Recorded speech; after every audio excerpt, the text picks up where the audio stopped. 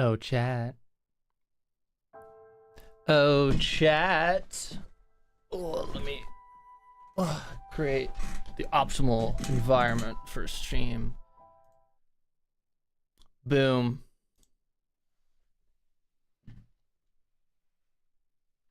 Is me. Yup. Yup, that's me. You're getting Lazy Shay today. Yuri time. Yeah, this is me not putting effort into my appearance because couldn't be fucked today. Shit is rough right now. I did not want to put in effort to look good. I am dealing with shit. It's not a fun time, but it is what it is, you know? Fuck landlords.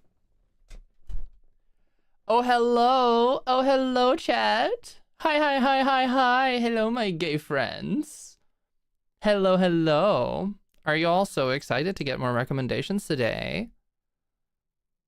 Quite a few interesting ones in here. Still to go. There's some fun ones, some fun titles. And I am confident that we'll get through them today.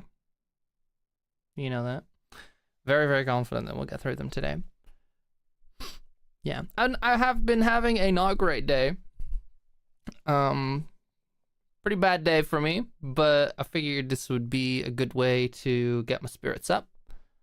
And a good way to bring a close to a project that, well, to part one of the project that I have been working on for a couple weeks. And then that dopamine is gonna feel real nice. That's what I'm banking on. That the dopamine of finishing this, it's gonna, you know, it's gonna really take the cake. It's gonna make it good. Gonna make a good kick. Get a good kick out of it. Don't know what I'm saying. So yeah, I'm a little more mellow today. Might be not as excited as you're used to from me. But I'm doing fine, chat. I'll do just okay. I will figure stuff out. And things will be a-okay, and we'll get back to our regular upload schedule soon. Very, very soon. Very soon. Man. Life, huh? What a fucking life. So we had, I think when I last checked, and let me bring you over to the screen. When I last checked, I think we had about 168 titles to go still, something like that. So that's fun. That's a really good time. Is there anything I want to do to the lighting? Not really, honestly. That was a fun, good time so far. I've had a good time so far. And we're getting to the end because 500 titles is no small feat. I think I would like, after we have finished this list, for me to add any of the ones that I've been missing. Cause I think that's a pretty good way to get some community feedback about titles, which can remind me of titles that I have read and can rate, just don't have in this list. Broski,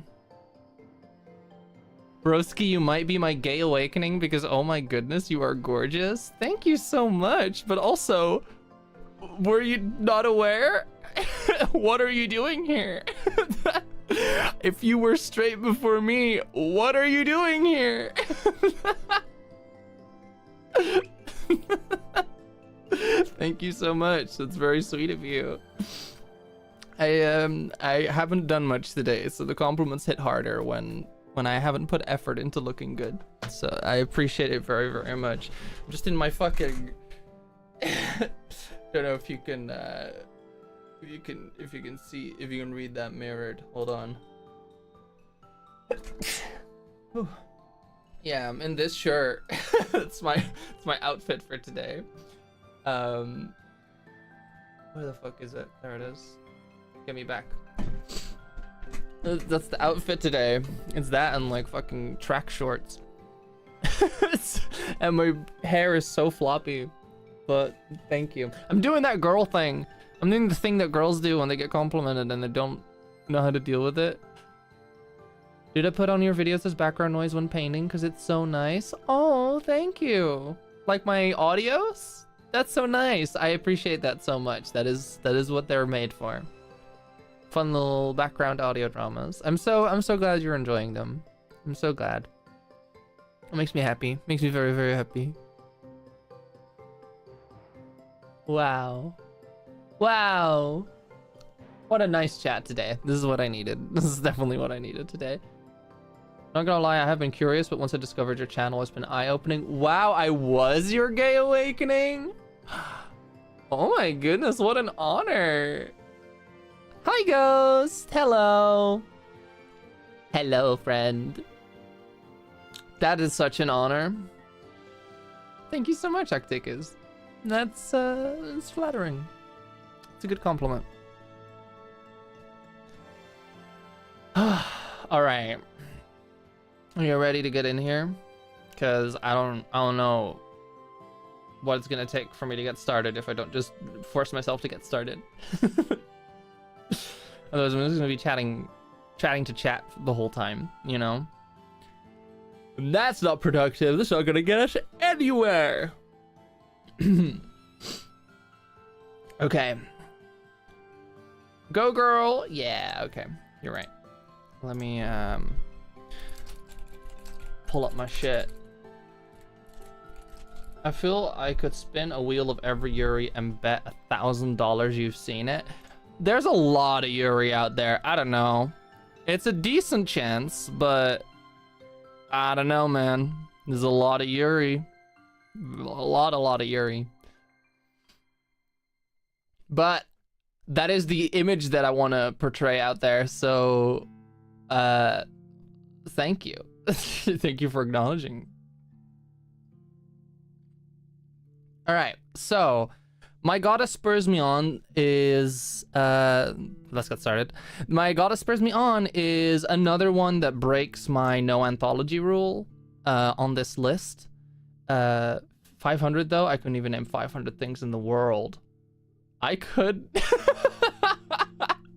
Maybe not 500 of one thing. That's fair. And also, to be fair, it's not like I know all of these titles by heart, and then if you asked me to recite like 500 Yuri titles, I could not do it. I could not do that. But I've read them all. And when reminded, I know what it was like and what happened in it most of the time. So I guess it's kind of impressive. I don't know. My Goddess Spurs Me On is another anthology that I just really like because the Yuri's just of high quality. It is, what was it again? Goddess-like woman X troubled protagonist for each of the stories. So anthologies have themes to them. They all have themes. They're all kind of like either a specific situation or a specific dynamic, and then they just like make a collection of stories like that. My Goddess Spurs Me On is a good one of that. I'm gonna put it in good Yuri because it's just one of those ones that makes. I'm gonna put it right next to the I Want to Be Close to You Student Yuri anthology because it's very much the same space that it occupies for me. It's very much the same concept, and it's very much just as good and just as fun. As the other one, so that's where it's gonna go. There it is.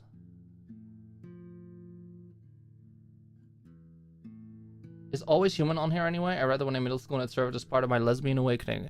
Look at that peak list, baby. Look at that peak list right there. Give My Heart to You. Is a very cute little manga. I became desk mates with the girl I use as a character model for my manhwa, and that manhwa is 100% Yuri. So amateur high school mangaka makes a manga based off of a girl in her class, or the girl at her school, who she kind of has the hots for, obviously, and then she becomes desk mates with it, and obviously hijinks ensue. pardon. It's alright. Is it good Yuri? I think it is fine Yuri. Is it good Yuri? It doesn't necessarily make my heart go doki doki. I'm just gonna put it in the just okay thing. Because it's a decent Yuri. I do think it's worth reading, but I don't think it innovates in too much of a way. Though I will say I do really always appreciate that trope of like muse X artist, right? I like that kind of dynamic. So I can appreciate it. I can definitely appreciate it, but it's not the best thing out there. This next one, I don't even fucking remember, bro. Murasaki, Rei, and Kiri. I'm gonna be real with you, gang. I don't remember this one.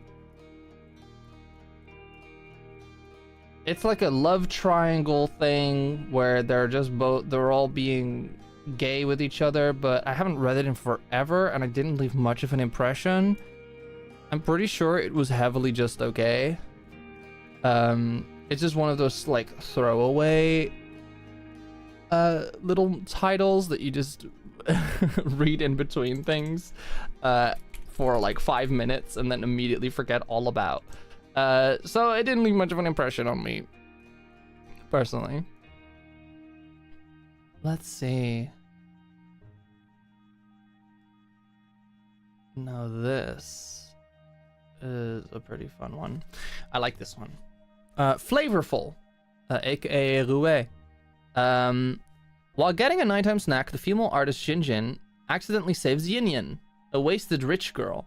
She gives her a bath, changes her clothes, and even makes her a bowl of shuantang noodles after much wheedling. To multiple attempts at rebuffing her forward advances, Shinchin ends up letting the homeless Yin Yin stay with her as she needs a roommate. Social and beautiful, Yin Yin breaks the ice bit by bit with the strict and independent Shinchin. Their Euroful table for two starts becoming available now. So strangers to roommates to lovers. Pretty good. It's a good trope. I do like a bit of fucking character advancement like that. Makes me happy. Makes me feel good. The art is beautiful, and I do love a love interest that is incredibly, like, especially in a Yuri like novel. Hello, especially in a Yuri like manga, manhwa, whatever you have. I love when there is a love interest that is just unapologetically gay and attracted to the other person, right? I do really appreciate when in Yuri they don't go into like that whole overdone thing of like, well, this would be crazy.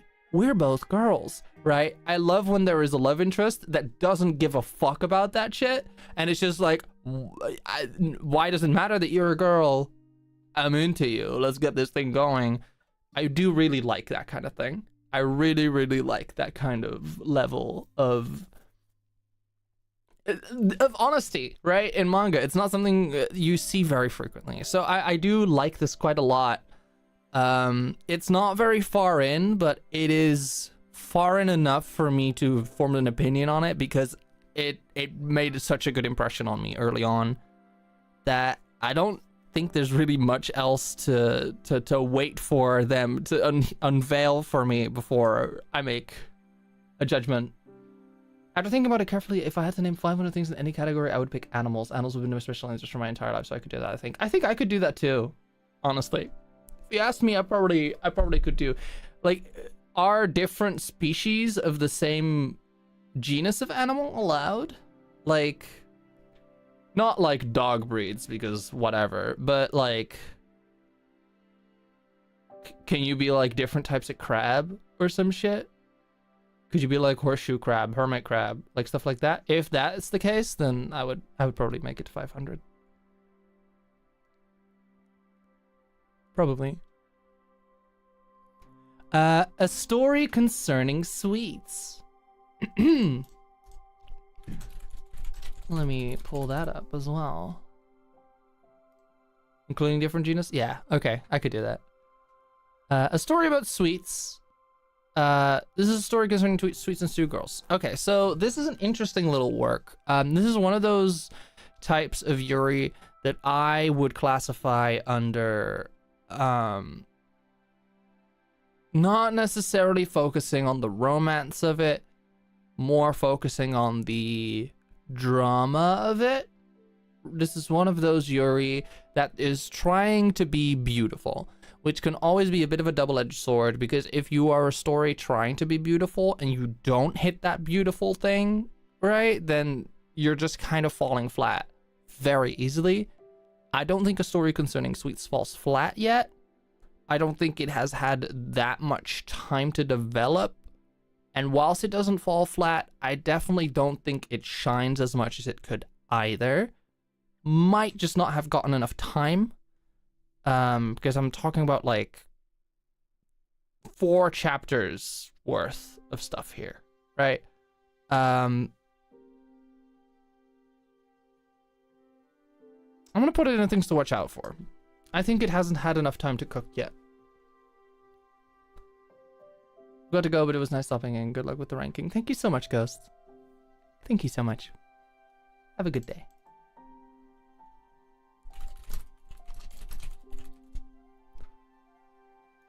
Let's see this one. Oh my god, what was this one about?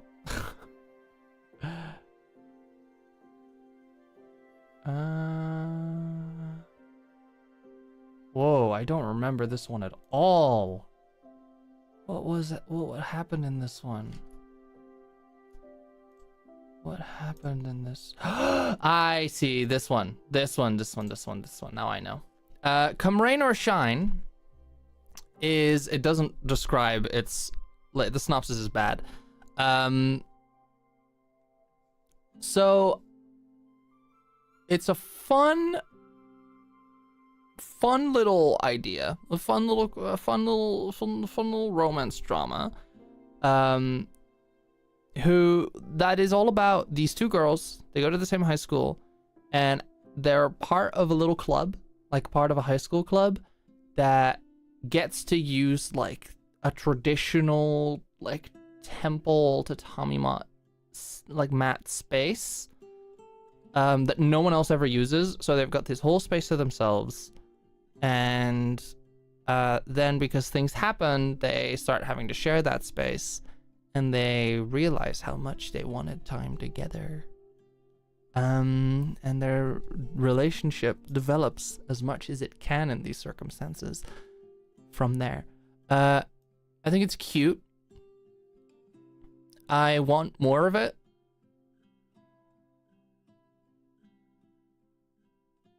And I think that's all I have to say about it. I think it's cute and I want more of it. And that's my review.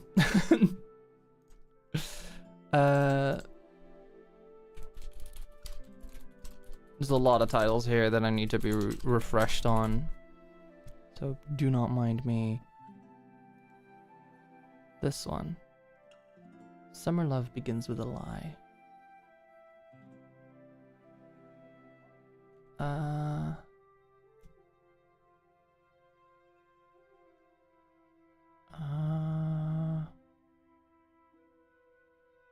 Oh, right. There's only 1 chapter of this still. Oh, this one. Okay. Summer Love Begins with a Lie has 1 episode. It seems to be very, very pretty, like, in terms of its art. Its art seems very, very pretty. Its writing seems interesting. Women are so pretty. Women are so pretty. It seems very, very interesting, but be aware it is a student-teacher work, high school style. So temper expectations, but keep an eye out for this title. It might be good. It might be good. we're still waiting and seeing. It's about for reference, it's about a student who basically is like in a difficult situation and like has no place to go for a bit. So a teacher takes her home, like to the teacher's home for like temporary arrangement. And then it turns out that the teacher is absolutely useless at living alone. And it develops from there. It's a concept that we've heard before. I don't think it's the best execution of it. I think there are better executions of it. So yeah, it's aight. I have read this one, yes. This one is indicating it.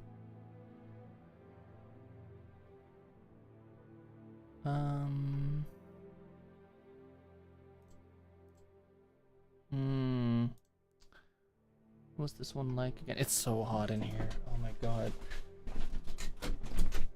Ooh. There we go. Much better.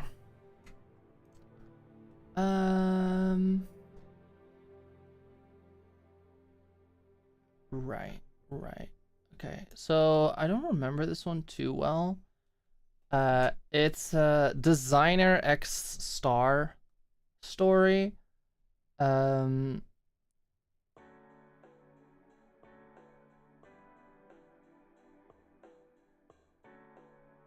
Yeah, it's one of those dreamy manhwa. Two successful women who are both baddies and date each other, like try to court each other, kind of thing. It was fine. I think I'm gonna put it in just okay because it didn't like leave a strong impression on me. It kind of feels like any of the other Yuri, if I have to be honest. Didn't get me warm, you know. Just it's fine. It's the classic girls love drama manhwa, and if you're here for that, go check it out. But the Gale Kiss of the Moonlight is nothing special.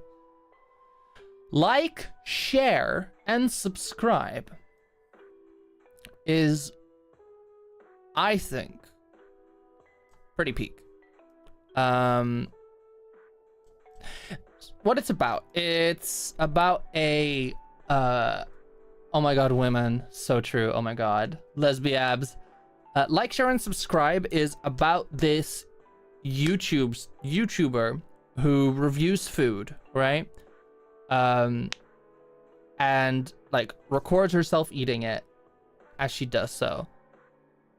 And her channel was doing pretty well, but it is now failing. And she needs, because she keeps reviewing the same cheap ass meals because she's broke as hell. So what does she decide to do? She decides to splurge out and go to a really, really expensive restaurant to record her dinner there. And goes and eats there. While she's there, this random little boy comes up and starts to be like, do you want recommendations for this restaurant? And gives recommendations for this very chic restaurant to this random vlogger, right? Who obviously records this and is just like, this is the best video that I've ever shot. And then the boy's mother, aka a famous writer, comes in, realizes that her boy was recorded here, and breaks the camera.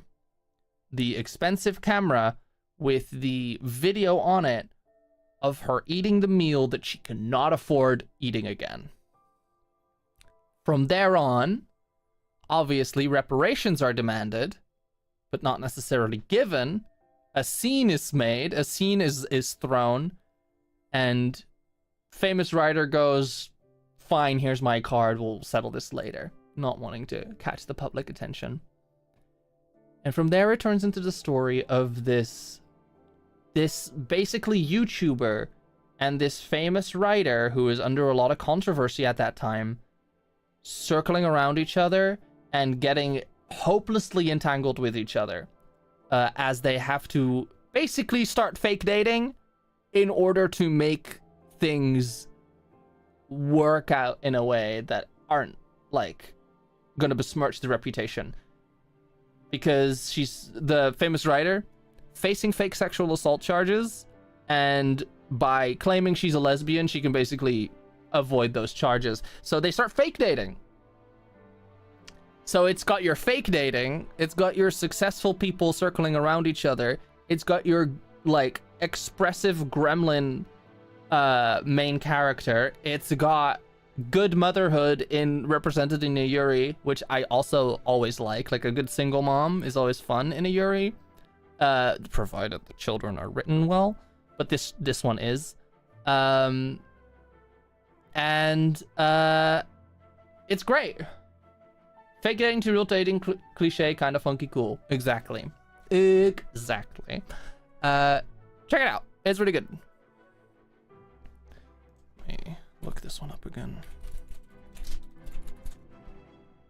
It's so warm. Okay. Right, this one hadn't gotten... I've only seen 3 chapters of this, but it's proving to be pretty good. I'm gonna put it in things to watch out for, because it's basically about a D-lister celebrity trying to seduce a female CEO in order to investigate her cousin's death. And it's one of those, there is a like ulterior motive I have towards seducing you, but you know, I can't really say too much about it because there's only 3 chapters so far. But they seem to have some pretty fun ideas about how the seduction should be going, from what I can tell from how the manga's kind of going so far. So you know what? It's fine. It's pretty good. It's pretty all right.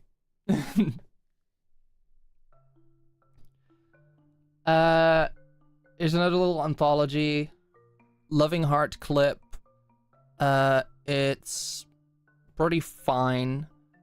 I'm gonna put it right there. Loving Heart clip. It's just some very basic one-shots, little Yuri things. Nothing too crazy, nothing too special. Not really anything to look out for or anything like that. It's just a title for those desperate. Vengeful Lover, aka Fucho Iren. This description is pretty good. Yan Shuangshuang watched her former lover die before her eyes. An angel appeared, giving her a chance to live again. However, after her rebirth, everything went wrong. So this is one of those...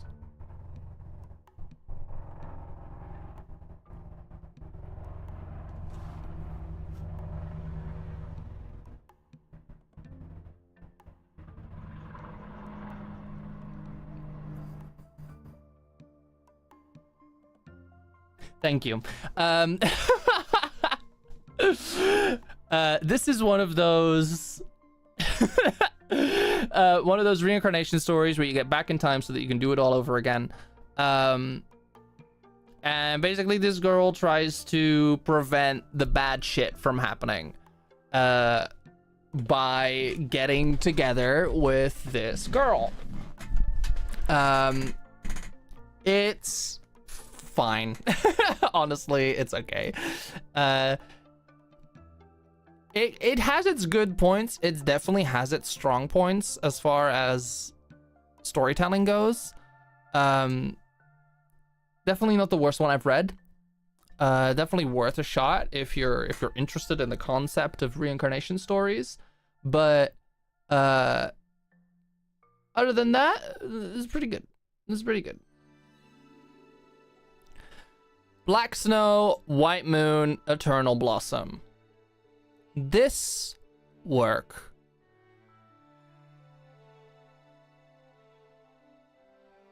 I'm gonna be strong opinion about it. It's trash. It's kind of trash. I have my last exam tomorrow, so I gotta go. Bye, Skungler. Good luck. It's kind of trash. I don't really like it.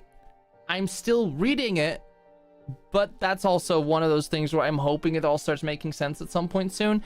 What this manga is, right? What this whatever the fuck manhwa, wherever it comes from, is a really strong concept with some really interesting world building to back it up,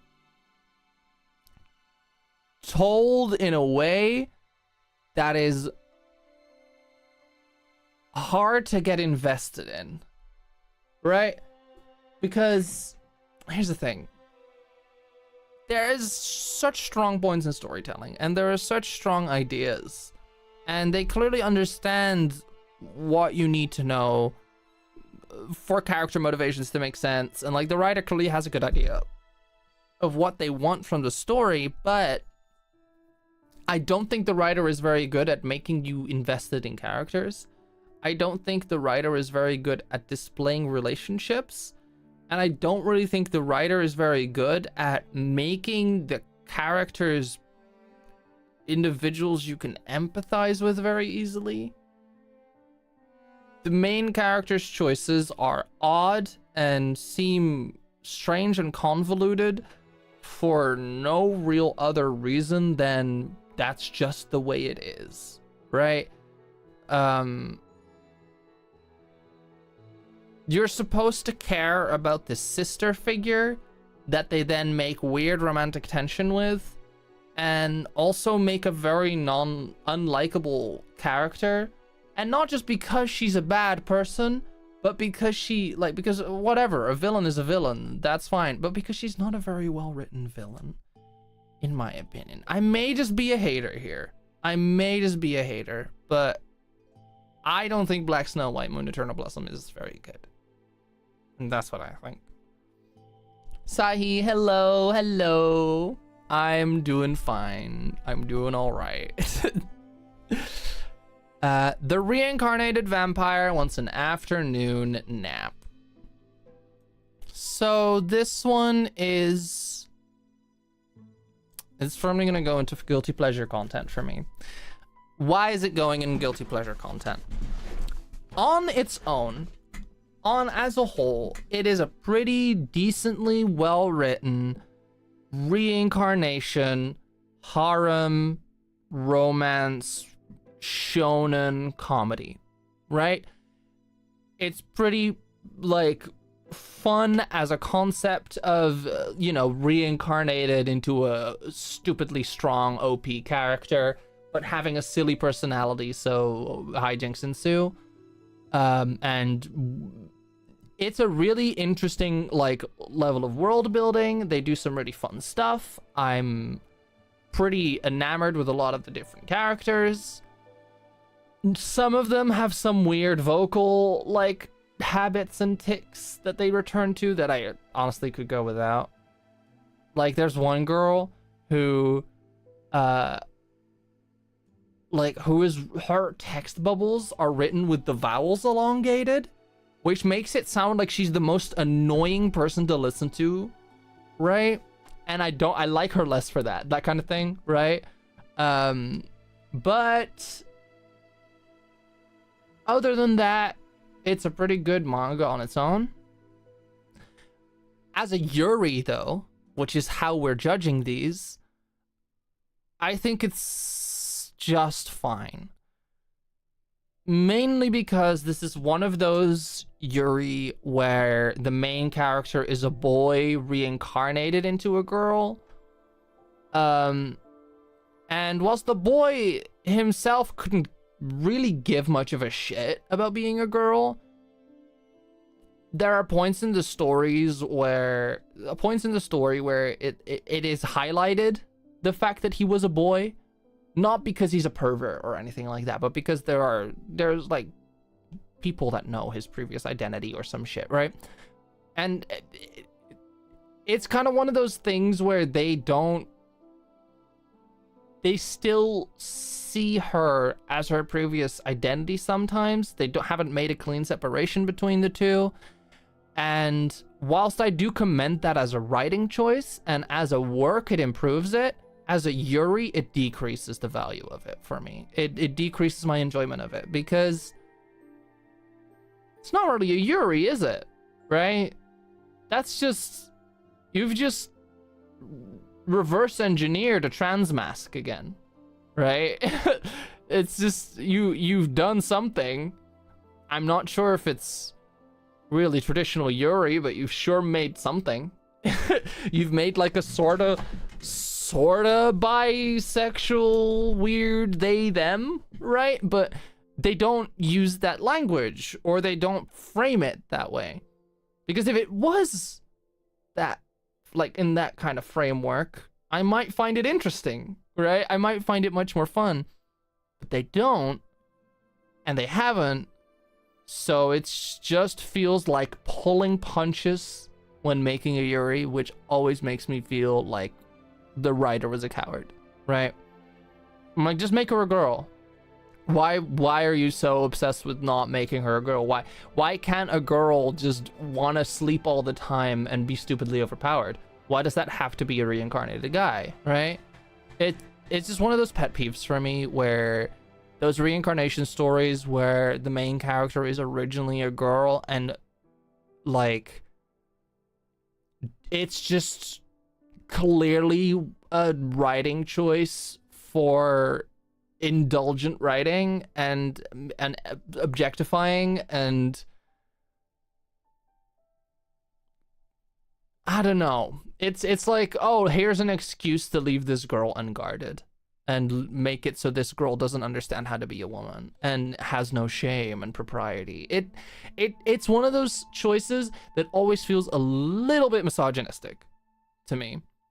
It just kind of feels like they didn't want to write a woman because they don't know how to write a woman, or because they portray women as these subservient, like, polite people that are aware of themselves and stuff, and can't be sloppy. It just, there's a slight smell of misogyny to that. So that trope doesn't make it, like, good Yuri for me. It's fine Yuri. It's a good story, though. It's a good fun manga for if you're having a little silly time. Next one.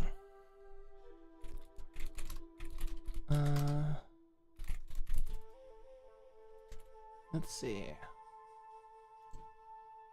You. Oh, this one. This is one that, it's again, I don't know why this is a trope, and I don't know why there's so many of these, but there is a bit of a trope that you can see in Yuri sometimes, where they make these, there's these stories that are like 4 girls who are all like in the same little friend group. Like I keep seeing that popping up, and it's all slice of life trash, but not really in a fun way, right? I just don't like them. You know, I don't know if that's just me having like opinions that aren't very common, but to me, whenever it's a Yuri manga that is just 4 girls who are friends, a lot of the time it's gonna be kind of boring, right? It's gonna be boring. There's not gonna be any satisfying progression. Everyone's getting in everyone's way, and it's not even dramatic. They're just friends, and they're just putting off the inevitable in the writing, it feels like sometimes. Yeah, I don't know. Not a fan, you know? Not a huge fan. But that's just me. Miss Wolf and her fox sister is a animal ear style. Is it Omegaverse? I don't think it's Omegaverse. I think it's more like furry bait. But it's not incest, even though it sounds like it. Miss Wolf and her fox sister is not incest, and you know that I would be honest about that shit. It's just a weird phrasing for like her older female friend.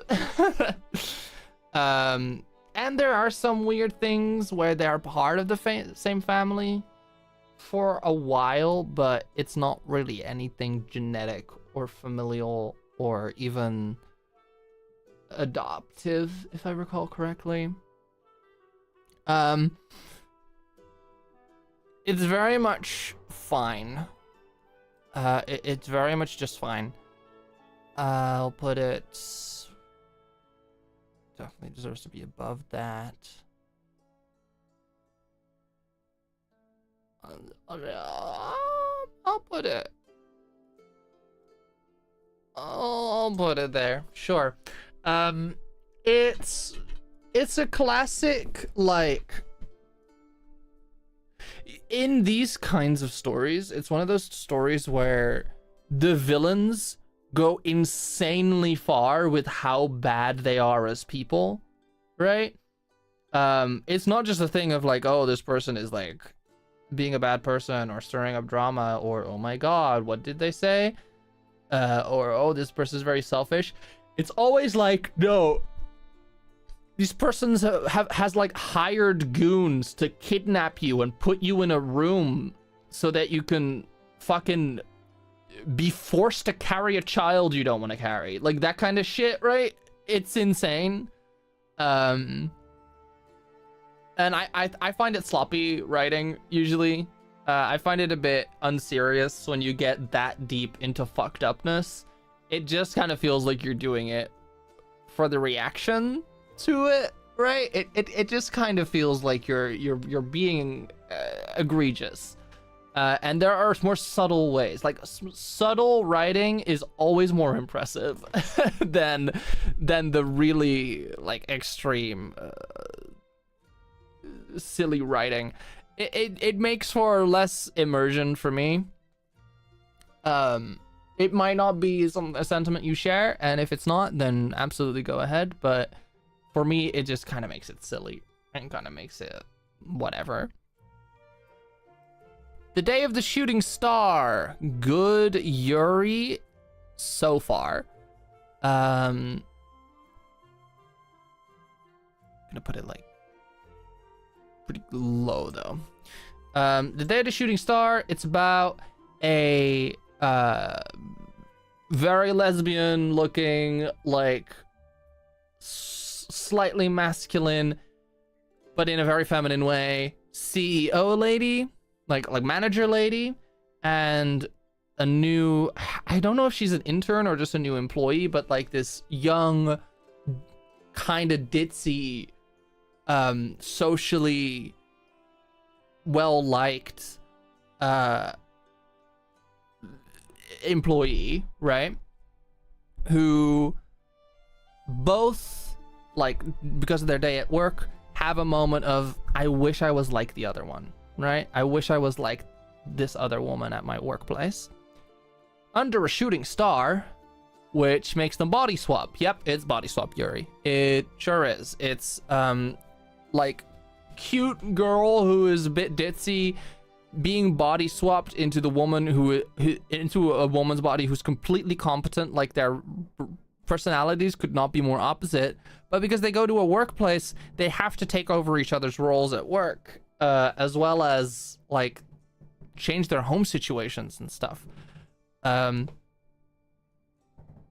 So, you know, the girl who has now an adult, like, working woman reincarnated into her suddenly starts being responsible and suddenly starts cleaning shit and starts wanting to move out and stuff. And the parents are just like, our baby girl is so grown up. But in the meantime, it's not her at all. You know, stuff like that. It's pretty fun.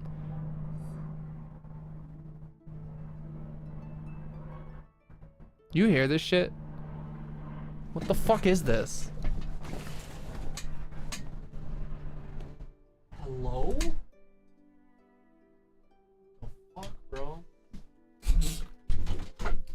I don't know why my neighborhood is just farting. It's so loud.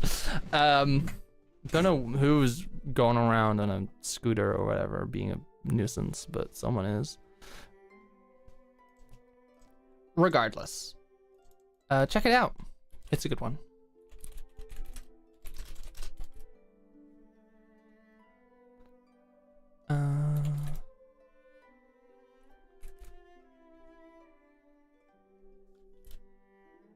Let's see. This one, what's it about? I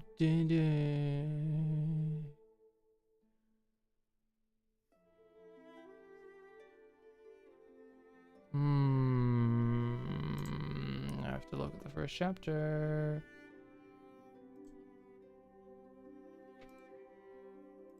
Oh yeah.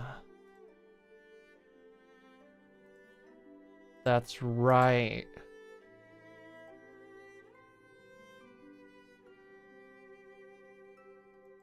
That's right. Okay. There you go. This one is called Princess of the Princess.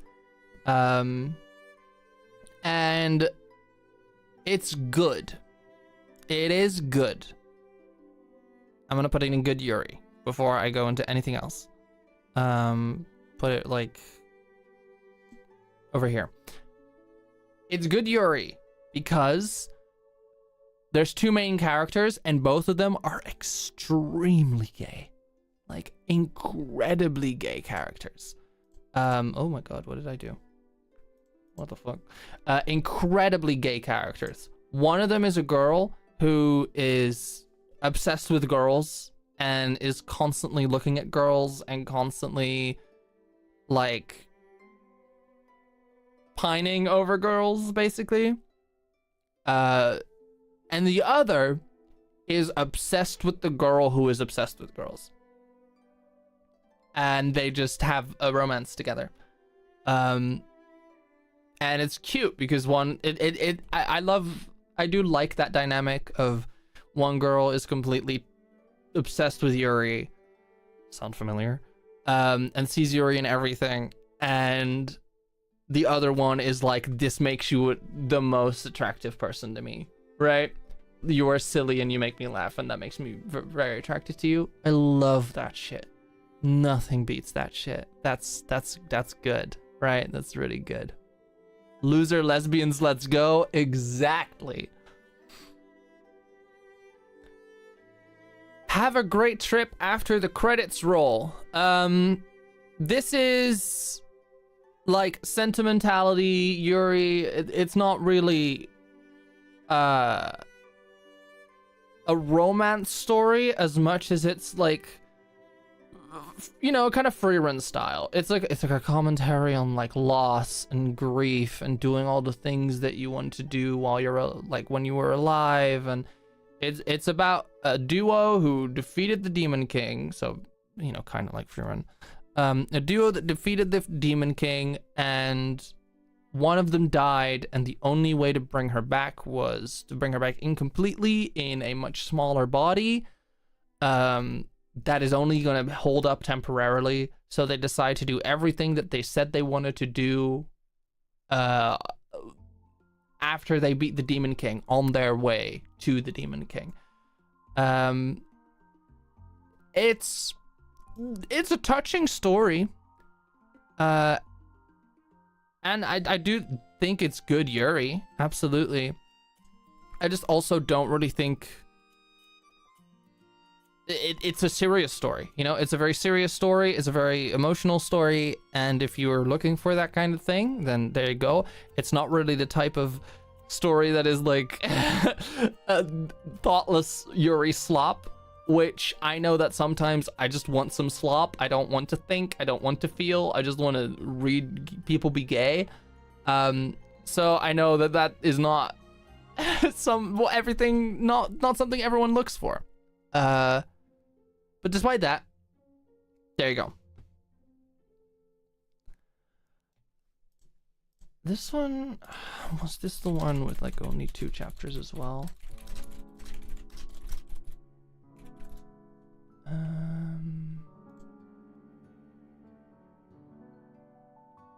Yeah.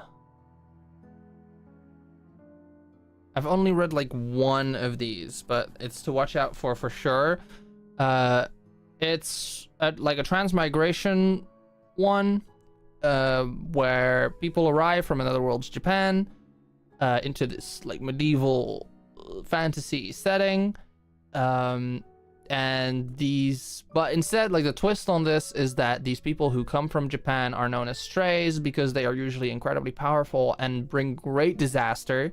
So they are meant to be killed by executioners on sight. And then our main character, Menno, an executioner, meets a stray named Akari who she kills without hesitation. Yet Akari comes back to life, which is crazy and great. If only there were more chapters and this story had actually kind of gotten started yet, because it hasn't. It really hasn't. Not at all. But it looks really promising and it looks really good. And I can't wait for more translations to drop. Oshigoto, the Dojin writer teacher and the genius gal, is another high school teacher ex-student romance. It is about a art teacher and a prolific, like, wunderkind genius artist who can replicate anything that she sees perfectly into oil painting format. Like, she's a master of still life, but she cannot draw original works until this art teacher tells her, well, you don't have to do things perfectly. You can just draw what you want to draw. And then they both are fangirls for this like specific anime and are fujoshis, like for like they ship two of the guys in the anime and they bond over that and they draw fan art together. Despite my thing where I don't really think that high school teacher ex-student is a trope anyone should be liking, this one does it well, and this one does it in a way that still feels pretty respectful of their respective roles, as far as you can do that in a situation that is that like dubious and illegal. But the manga seems to be aware of itself, right, and seems to be realistic with itself, and it's one of those teachers that is aware of the power dynamic between the two and does her absolute best not to like cross any boundaries. So that makes me both respect the character more as well as tolerate the manga a lot more, which is why I'm not calling it bad or just okay. It's a good Yuri because they remember the boundaries of a dynamic that like that and what it can actually be. And I think the story is pretty cute, because basically this this teacher writes her own doujinshi, does not want anyone finding out that she does that, so she pretends to be another person in front of this like student so that she can give art advice based on doujinshi stuff without being recognized as the same teacher from her school. So she basically leads a double life with both parts of the double life interacting with this student in different ways. But it's a pretty good story. It's a pretty good story. I think it's well written. I think it's pretty good. The Hero's Granddaughter and the Demon King's Daughter was so promising at the start, and then it kind of fell off for me. Not because they... There's a lot of focus on action. There's a lot of focus on drama and fighting scenes. And not really enough focus. So they travel with a party, and I think this manga could have been better if they didn't. If that makes sense. It is one of the rare cases of me thinking that the supporting cast of this manga are kind of unnecessary and take up a lot of screen time, and I don't really care about them in any way whatsoever, and they don't really devote much time to the main dynamic, like outside of whatever is happening, right? They don't really put a lot of points into developing the relationship between these two one-on-one. And since that's the thing that they hook you in with, makes it kind of like you keep being left wanting, right? You're not getting what you want, and that is always frustrating in any piece to read. So yeah, it's just heartwarming. Curse Binding Life is fine. It's kind of just a little one-shot thingy. Put it there, whatever. Cute, supernatural, short little thing. There's like a couple chapters of it. Go read it. A heartwarming Curse Binding Life. It's fun. It's interesting. It's original. I'm not even gonna go into the story. You can look it up. It's fine. It's just a short little thing. Mainly because I want to get to this next one. I'm way better than him, right? Let me just go up to peak here. No. Right below peak. I'm way better than him, right? Is an NTR work. If you're not familiar with NTR, hold on to Google something.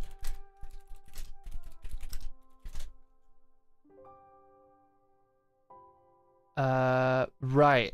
NTR stand for netorare, which translates to cheating in Japanese. So an NTR, Yuri is a Yuri work where cheating occurs. Normally, in any other circumstances, I don't like NTR works. I don't think cheating is an attractive concept or an interesting context for me personally. I don't really like when cheating happens in anime or manga or Yuri. I think that it's one of those like betrayals of trust that makes you immediately dislike a character, and if you're then meant to keep rooting for them, it's kind of hard to respect them, right? I want to be able to, in some level, empathize with my characters, and while cheating is a thing that happens all the fucking time, it doesn't make you likable, right? And it's one of those types of dislike that just makes it loses, like, I feel like NTR are really hard to keep engaging in a way that doesn't leave you hating everyone at the end, and I don't like to walk away from a Yuri hating everyone at the end. That's a me preference, but you know, it is a thing. However, I'm way better than him, right? Is good because, one, the relationship is not even established yet. Like, it's a very like new thing that isn't even very like, it's not established yet. Basically, let me explain the plot of it to you. You've got these two best friends. They're girls. One is in love with the other one. And then the other one wants to basically start dating this boy, but doesn't know how to go about that, doesn't know how dating should go, doesn't know how to take any of these steps that she wants to be taking. So what her best friend decides is, well, I can teach you to do all those things. Hey, well, if you want to get your guy, I mean, you got to know how to pull all your moves, right? You got to do all the things to seduce him. So let me show you what you need to do, right? Planning with ulterior motives in the meantime to, through these acts of intimacy with her best friend, try to make her look her way instead. They try to frame it as just like she tries to win her heart through the powers of NTR, which I don't think is the good message of this manga at all. It's just, this girl is very gay and this other girl is question mark, maybe very straight, probably not very straight. I don't know though. And it's just a kind of a tragic desperate Yuri, or it's just like the person she's interested in is trying to get with a guy, so clearly she doesn't even consider her an option, So she just throws a Hail Mary, and that's way different than I'm in an established relationship with another woman and I'm gonna decide to cheat on my partner. Looking at you, my girlfriend isn't here today. I don't like that one. It doesn't make me feel good. That's why it's not on this list. So yeah, it's pretty good. It's pretty good. It's nice. Go read it. Oh god, what was this one? Let me pull her up. Let me pull her up.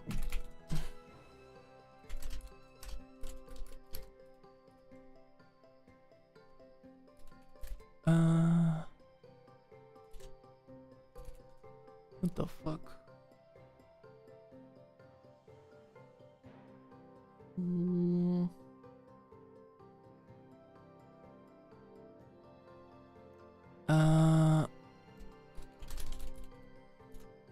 I'd like to make an argument that the greenhouse is peak. The argument is that that shit slaps. It is. Is it in my peak? Or did I put it in good? I put it in good, Yuri.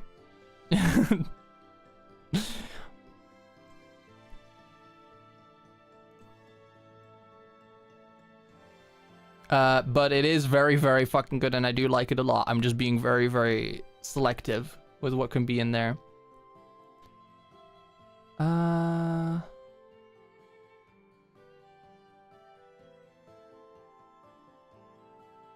Right.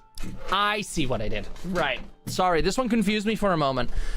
So this one is called Anata Nitote Watashi Nitote, which I don't know what it means.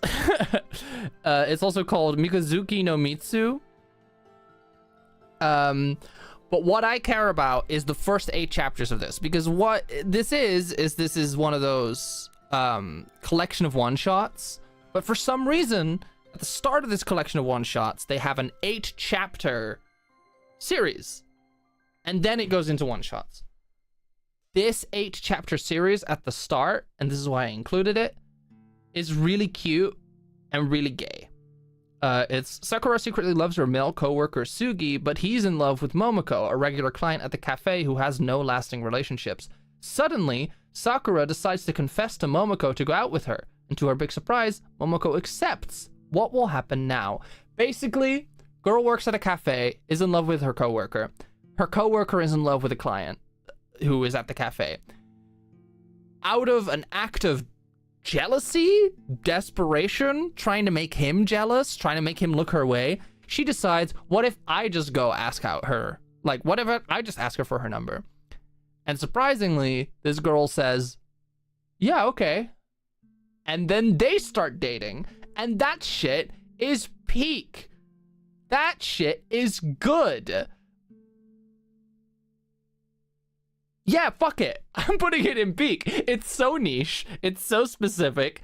The first 8 chapters of this collection is such a specific thing. Hi, Aria. Hello. But I swear to you, it's really good. It's really good. I don't give a shit about any of the other stories in this. It's just the first 8 chapters, but it is good. It's so nice. Anyway, moving on. My sister's best friend, my lover, is gonna go into guilty pleasure thing with me, for me, right with the other syscon work. Because this is a syscon work. Except it's another one of those ones where it's girl is in love with her sister, and then in this case, sister's best friend helps her. So in this situation, girl's in love with her sister gets married, right? Gets a fiance. Lesbian Empress has been ranked. Yes, it is. I'm pretty sure. Where did I put it? Where'd I rank it? It's at the top of just okay. I think it's fine. I think it's I don't think it does much like to innovate, so I don't think it's like really deserving of much high praise. but I do think it's good for what it is, and I think it's cute for what it is, and I think the world building is fun. But other than that, I don't really like especially recommend it or anything. I think it's just a fun little thing if you want to waste some time. But anyway, my sister's best friend, my lover, is basically long, slow burn. This girl is in love with her sister. Her sister gets a fiance. She's heartbroken about it, and then her sister's best friend helps her get over the heartbreak. And through that, a connection between them blooms. That's all I'll say about it.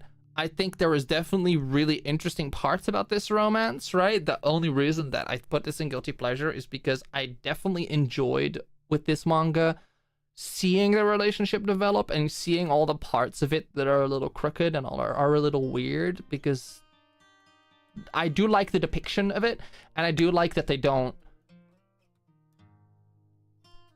The way that they depict this girl being in love with her sister is, I guess, troubled in a way, where other siscon works usually just accept it as fact, and everyone accepts it as fact, and it's just like, what a weird little thing, right? And it's like, what the fuck are you talking about? Incest is not like a silly, goofy thing. But in this case, they take it seriously to some degree, and I think I liked... Initially, I was kind of skeeved out by the concept, but then I kept reading, and I was just like, you know what? I fuck with it. I do fuck with it. It's just... Thank you so much. what are you trying to rizz me up for, man? What are you trying to do here? What's up? What the fuck is up? Thank you so much. It's really sweet. Do not feel pretty today, but that's really, really sweet of you.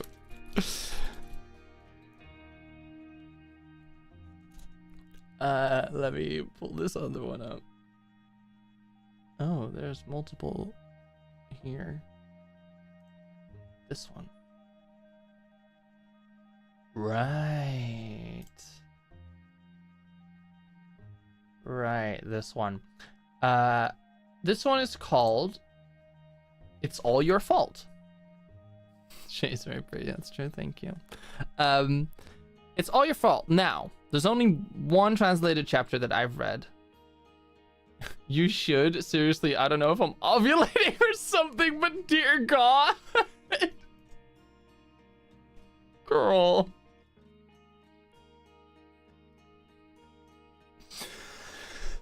Anyway.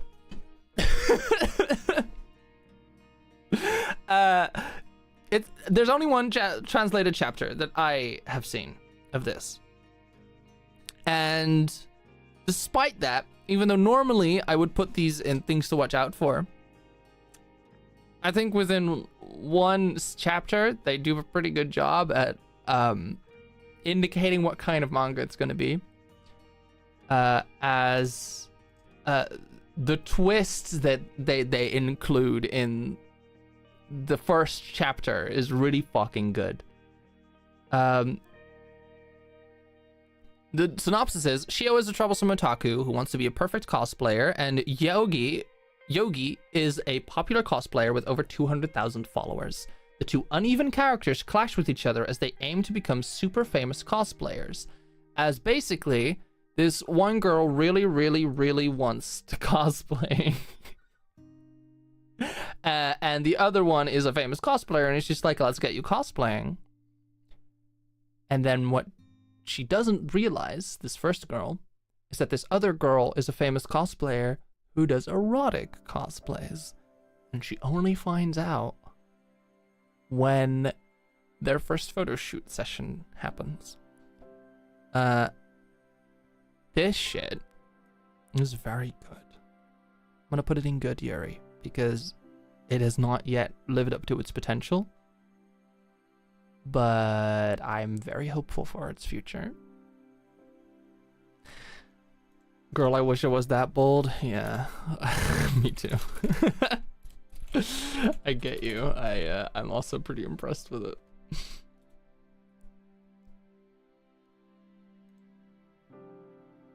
Let's see, what was this about?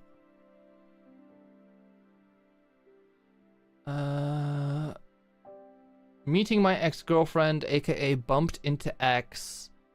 What are the chances of running into an ex-lover at the recycling station? A newly written story of two women reunited as apartment neighbors. This one, I'm going to put it in things to watch out for, but because I'm pretty sure that there were only a couple episodes of it out. Either way, the place I'm using doesn't have it anymore. So, can't really check easily, but I'm pretty sure it was still pretty early on. It had some promise. It wasn't like revolutionary as far as I could tell. There wasn't anything that made me go, ooh, holy shit, about anything, but 90% of the time that doesn't end well meeting with the ex. Yeah, you'd say so, but there sure are a lot of exes to lovers works out here. Yeah.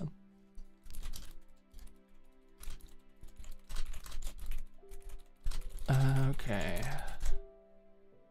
Hold on, I need to respond to someone real quick.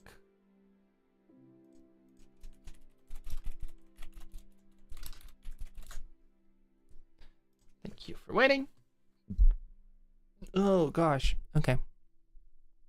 The two-faced heroine is obsessed with marking me. Oh, Omegaverse fans.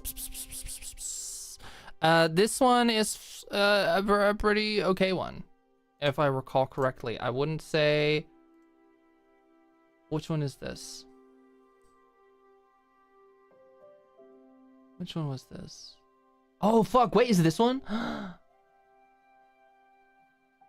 Oh, yeah. Wait.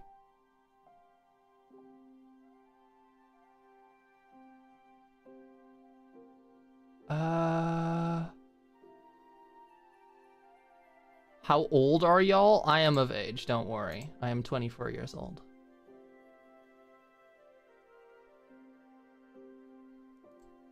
You can call me pretty and not feel weird about it. Don't worry.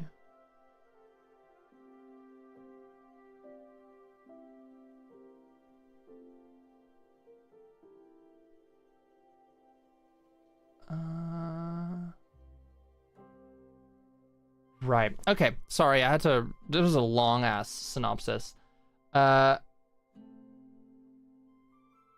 So this is a transmigration Omegaverse story with a alpha pretending to be an omega and an omega pretending to be an alpha. AKA, it's a role reversal Omegaverse work, and it's pretty good for that. It does that pretty well. I'm gonna put that right there. If you like Omegaverse stuff, you'll like this. So this is it's good. It's pretty good. Is this the one I'm thinking of? I think it is. Chasing After Aoi Koshiha. Do I think this is that good? I think it's like pretty good. I think it's, yeah, it's in these ranks. Chasing After Aoi Koshiha, it's, if I'm correct, tragic Yuri, like doomed Yuri. Or is it not? No, this is a very different one than I thought it was. Oh god, what was this one about?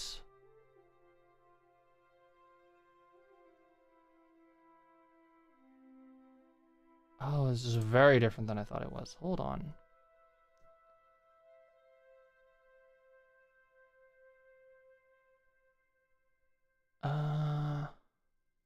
I don't remember this one. I need to reread this one, I am learning. Because this is not the one I thought it was. Oh, fuck. Where did I just put it? Right there. This is not the one I thought it was. So I'm going to put this down here because I don't remember it. Yeesh. I should read that one again. Clearly. Never mind. Oh my god, I'm gonna wager trying to open a window again because it's not okay. It's so sweaty in here. And not in the good way. Sunstone. Ooh, I don't know if I have that one.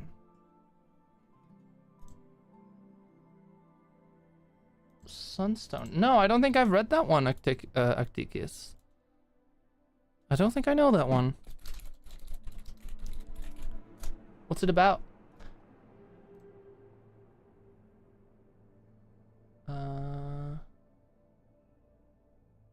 Oh, this one. Right.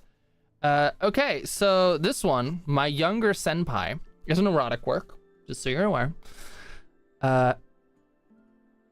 I'm just gonna read the synopsis because it's pretty fucking out there. Nanasawa Nana, 25, has had a long unrequited crush on her senpai, Seto Aya, who she learns has just gotten a divorce. After an quote-unquote incident causes her to travel back in time to 10 years ago when Aya was 16, Nana, taking on the alias of Sasaki Mai, decides to make an effort to date Aya in this timeline, soon finding herself competing with her past self. The concept is insane. And it's going in guilty pleasure for a reason. Because I just wish I wish they hadn't made the 25-year-old travel back in time to date a 16-year-old. I really wish they hadn't done that specifically, because it's a bit weird. It's a bit yikes. I can get over the self-cessed, which is a crazy thing to say, but I can get over the implied like elements of self-cessed, right? The going back in time to seduce your friend when they're a child is hard to put yourself past. It's hard to stand behind and be like, now this is the kind of shit I want to read.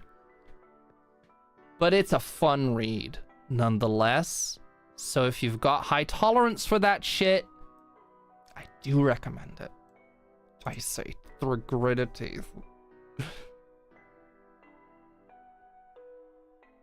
Heart of Thorns. Heart of Thorns. Heart of Thorns? Heart of Thorns. Putting it like right there. Heart of Thorns is really fucking cute. Its art style is so fucking cute. It's about this shy girl with a bang and a facial, like bangs covering her face so her facial scar isn't visible, who is like a little artist who draws in her free time, and then at some point she like stumbles upon a book that has a strange symbol in it. She draws the symbol on her drawing tablet, and it summons this axolotl princess, like monster girl princess who can turn into a little axolotl, who's really cute and excited and loves cheesecake, and their relationship just develops as she's just a silly girl who back at home doesn't get to leave the castle and then gets to be in the human world and be friends with this really introverted, like lonely girl, and it's good. Can we take a look at Peak? Yeah, sure. We've got the green Yuri, can't defy the lonely girl, and a bouquet for the lonely girl.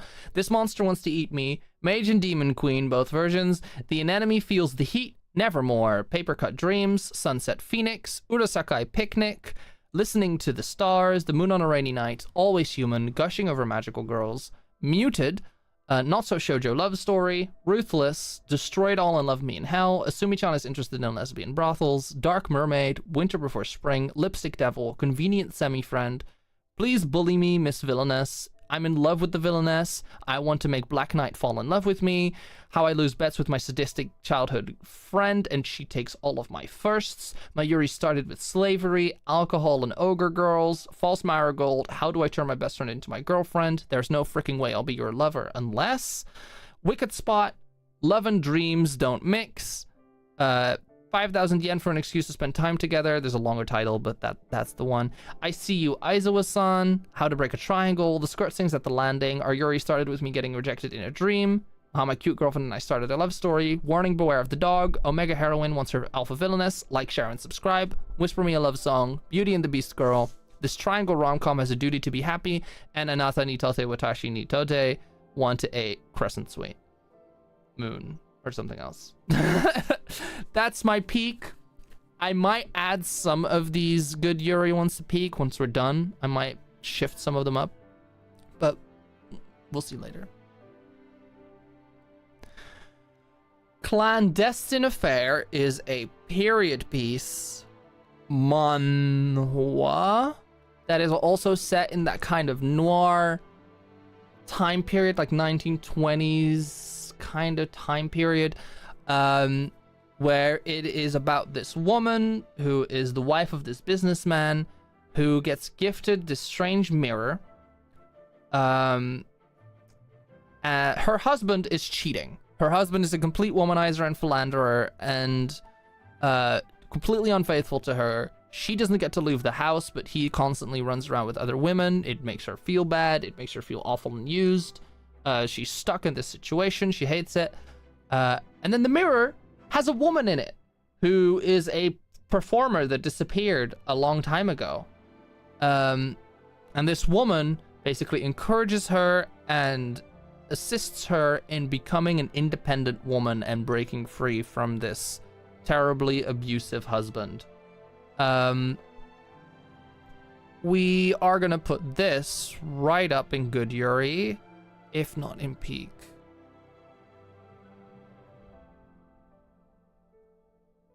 I'm going to put it in Good Yuri, but it has very high peak potential. If it's getting to a point now where things are getting really, really interesting, and depending on where they take it, I think it could be peak. Is Opium on the list or Kill Me Now? I don't know if they are. I don't think they are. I will check those out though. If you're not in the Discord server already, I recommend you join the Discord and put them in there, those titles, so that I can find them back later. Yearning for a Night Full of You is...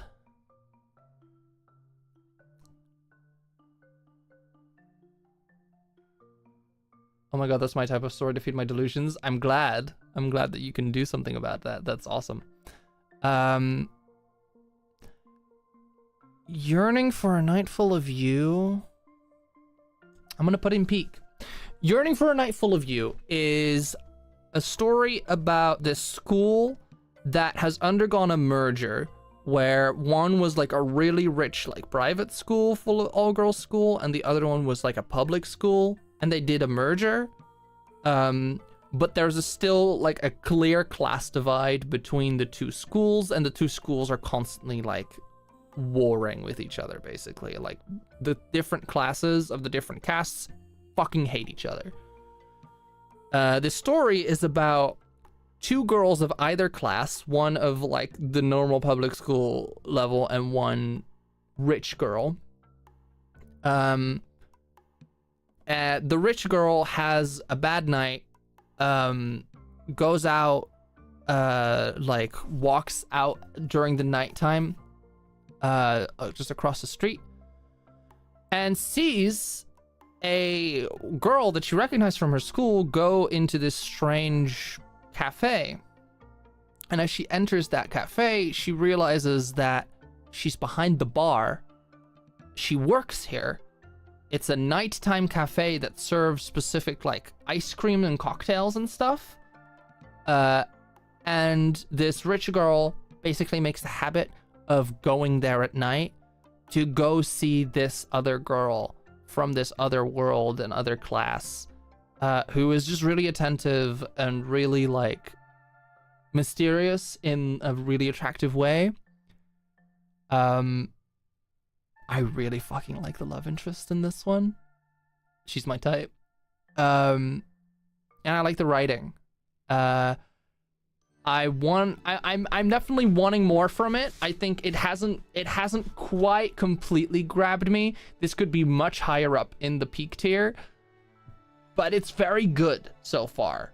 It starts out very strong, and I have high hopes for it. It's really, like, I like the designs, I like the art, I like the writing. I like where it's going. So I'm gonna put it preemptively in peak. Preemptive peak pick. The Demon King and Yuri. Yeah, it's fine. This was one of those manga that was like a Twitter contest manga where it's clear that there were like Twitter polls held to decide which girl would like win, but because Twitter was so heavily leaning, or whatever fucking wherever they did their polls, girly, how is the sun still shining? What's your time zone? It's just going, it's just setting now. It's 10:40. I'm in West Europe. This is what it's like up here. Can we not, friends? Thank you. Yeah, it's just, that's just how it is here, man. But most of this is lighting. Most of this is just ring lights. It's not lights coming from outside. What were we talking about? Oh, the Demon King of Yuri. Because wherever they did these polls were so heavily weighted in like favor of this one girl, it just becomes like harem Yuri, where there's clear favoritism to one of the girls who just always gets picked. So it's a bit of a weird one. I'm from Northern Europe, that makes sense. That'll do it. It's a bit of a weird one because it's a story about basically the Demon King is this girl, like it's the daughter of the Demon King. This is the new Demon King. And in order to make peace with humans, she needs to find a spouse. Like, she needs to find a human spouse.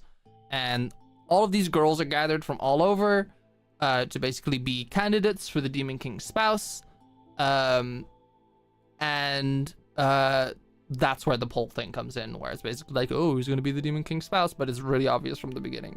It's really obvious from the beginning, and it's clear who the audience favors every single time.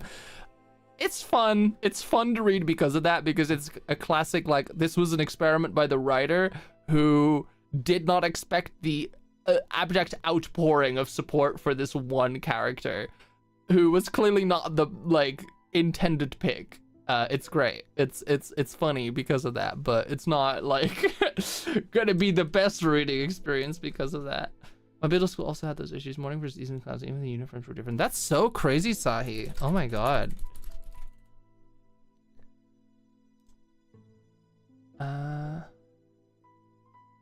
Oh, this one's cute.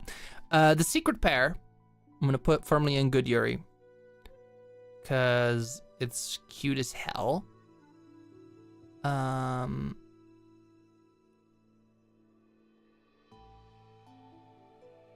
Sure, right there, sure. Kind of like those love triangles, but not really. That's not really one because it's obvious who's endgame. Yeah, exactly. Yes. That, but make it a whole harem of girls and make it very obvious that that was not the intention in how it's written. So the secret pair is a story about this kind of fluffy archetype girl who is this rich girl who all she thinks about all day is eating. She's just a complete foodie. She's obsessed with food. She really likes eating. And she is brought a gift by a delinquent in school of food. She's scary, but she can't resist the allure of good food. And they basically have this interesting little food exchange relationship where the whole exchange is the delinquent brings the rich girl food and then watches her eat it, which if that's not the gayest shit you've heard, if that's not the absolute gayest shit you've heard ever, yeah, food is love. Exactly. It's I love a food-based Yuri. Like, I love Yuris based around food, because food is such a love language for so many people, in so many cultures, in so many ways. I really like that. It's nice. It's cute. It's cute. It's good.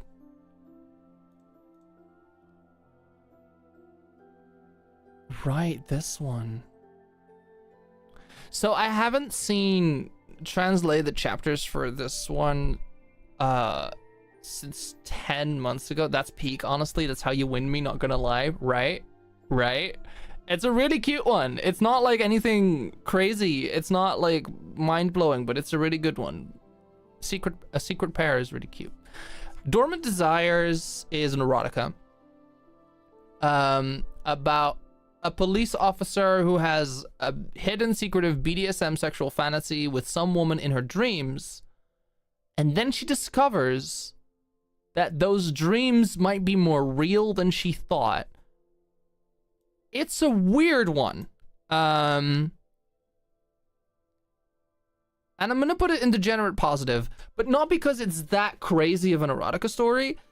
I'm gonna put it in there because if you want some interesting BDSM content, this is good. This is a good one for that.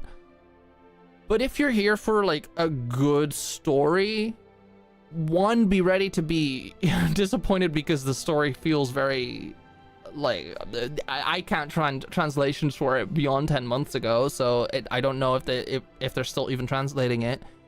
And two, it's a bit abstract. It's a bit out there. It's interesting, but it is weird.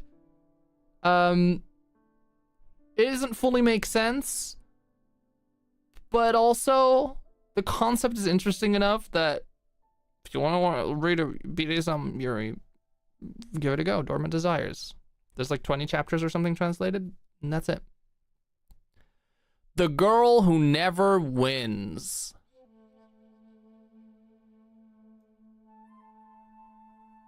I'm gonna put this in degenerate positive, but all the way at the bottom.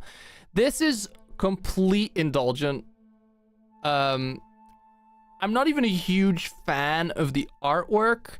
It's just one of those episodic illustration things where they do 2 illustrations every time. The Girl Who Never Wins is just one of those ones where it's a girl who keeps challenging this other girl in her class and keeps losing, and as like punishments, they do like sexual, lewd, suggestive stuff.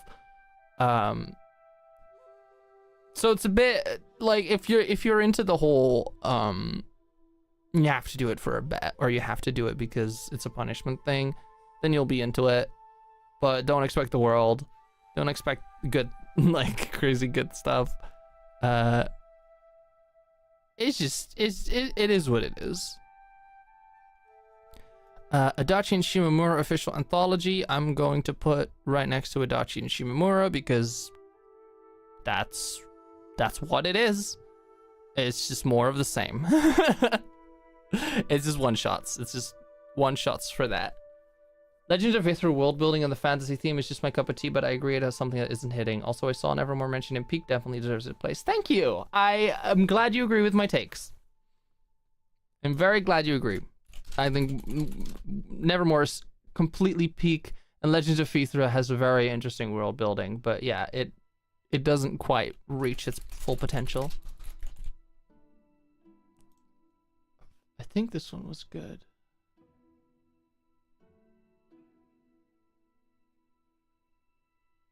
Oh yeah, I Wouldn't Mind Being Loved is an interesting little one. I'm gonna put it in good Yuri, relatively near the bottom, because it's not insane, and I didn't see too many translated chapters of it before there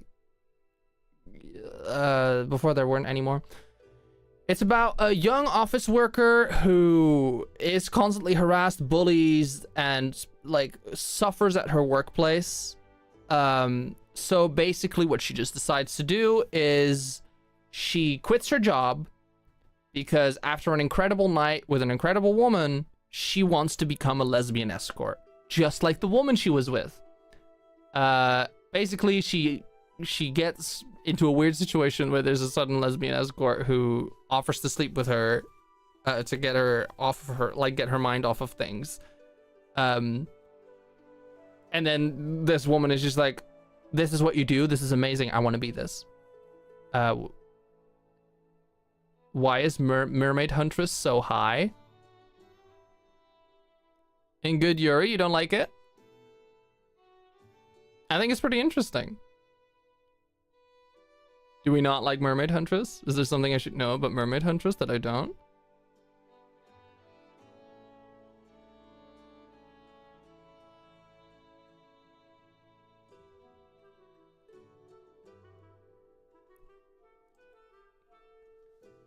Let me go to the next one. Crescent Moon. Oh, this one. This one. Right. Medical record of Crescent Moon. Gonna go into the just okay thing pretty swiftly. Not because it's a bad Yuri. Not because it's badly written. But because the age gap is real weird. The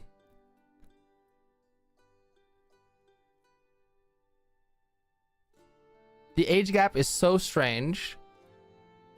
Yeah, I was just giving opportunity to talk. It's good. I just dread the fact it's updated like 1 or 2 panels at a time. I like consuming it all at once, so it was just annoying. Oh, I see. No, I have a high tolerance for that, and I also want to... I try to accept a story for what it is and what it's actually telling, instead of like meta outside of the story decisions like that, right? There are absolutely good stories that are uploaded a panel at a time. It's just, it is more annoying, but it's a good story regardless. But yeah, medical record of Crescent Moon is a very uncomfortable age gap, because it's basically about a girl who has been hospitalized her entire life due to a rare allergy to sunlight, and thus hasn't been able to experience love. Oh my god. To prevent Toka from ending it all, Dr. Yuki Tsukisu provides her with the ultimate prescription by acting as her girlfriend. So not only is it uncomfortable age gap, it's also doctor-patient, and it's also chronically ill patient. And I don't know about y'all, but something about a Yuri between a working adult and a chronically ill child doesn't really sit right with me for some reason. Doesn't really hit the same as another Yuri that might not do that. So, I'm not really gonna recommend that one. Thank you. But,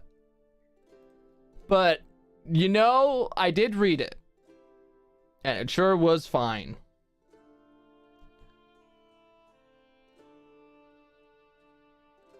Oh, this one. It's been a while since I read this one. Let me just remind myself of the chapter. Oh, right, this. Uh-huh. Ba,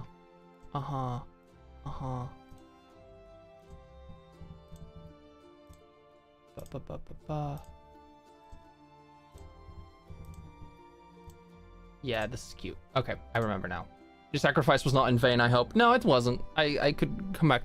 So, Failed Princesses is a finished work, if that matters to you. It's a finished work. I'm so sorry about this noise. I just live in the worst neighborhood, apparently. Failed Princesses is about this popular, like, girly girl, who's super cute, super popular, everyone loves her, who finds out her boyfriend is cheating on her.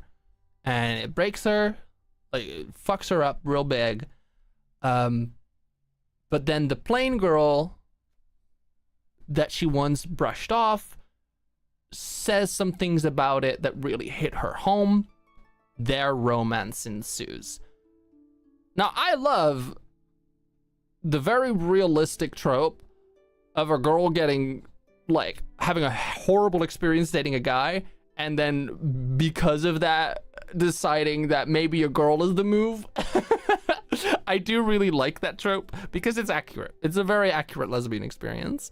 I also think their relationship is very cute. I also think that you should read this one. You're welcome. There you go. I'm late to the stream. Did I miss anything gay? I have bad news about what you missed. All of it was gay. But in case you're worried, let me go through Peak to see which Peak ones. So I recommend the first 8 chapters of Anata ni Tote Watashi ni Tote. First 8 chapters of that are very good. Yearning for a Night Full of You are very good. Like, share, and subscribe. Very, very good. Anything else? That's the ones I put in Peak. Clandestine Affair and I'm Way Better Than Him, I also highly recommend. It's All Your Fault is pretty good too. Yeah, there you go. That's the ones I recommend, in case you want to get caught up. The Wind spell is one to watch out for. The art of it is gorgeous. The world building of it is gorgeous. Check it out. It's not really the typical type of Yuri work that you'll see. And I haven't gotten at all to the point where the Yuri comes in. But it's so fucking interesting. I'll say that. It's very beautiful. It's very beautiful so far. Just hasn't gotten to any point of Yuri yet, so I can't have a strong opinion about it. 100 Days of Yuri Channel. 100 Days of Yuri Challenge is very much just fine. It's very, very fine. I'm also going to move Medical Record of Crescent Moon down to Degenerate Negative. Thank you. 100 Days of Yuri Challenge. It's very much fine. It's just someone who did a challenge where they drew Yuri for 100 days. If you like that shit, go look at some free Yuri. I don't know. Go check it out. It's very much fine. It's very much normal. It's very much okay.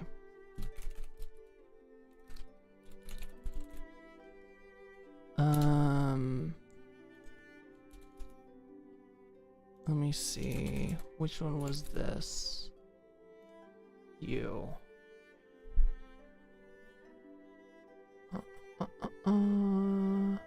Oh, there's only a preview for Twisting Tendrils, so I cannot judge it. So let's just move on from it. Let's just move on to Lily System.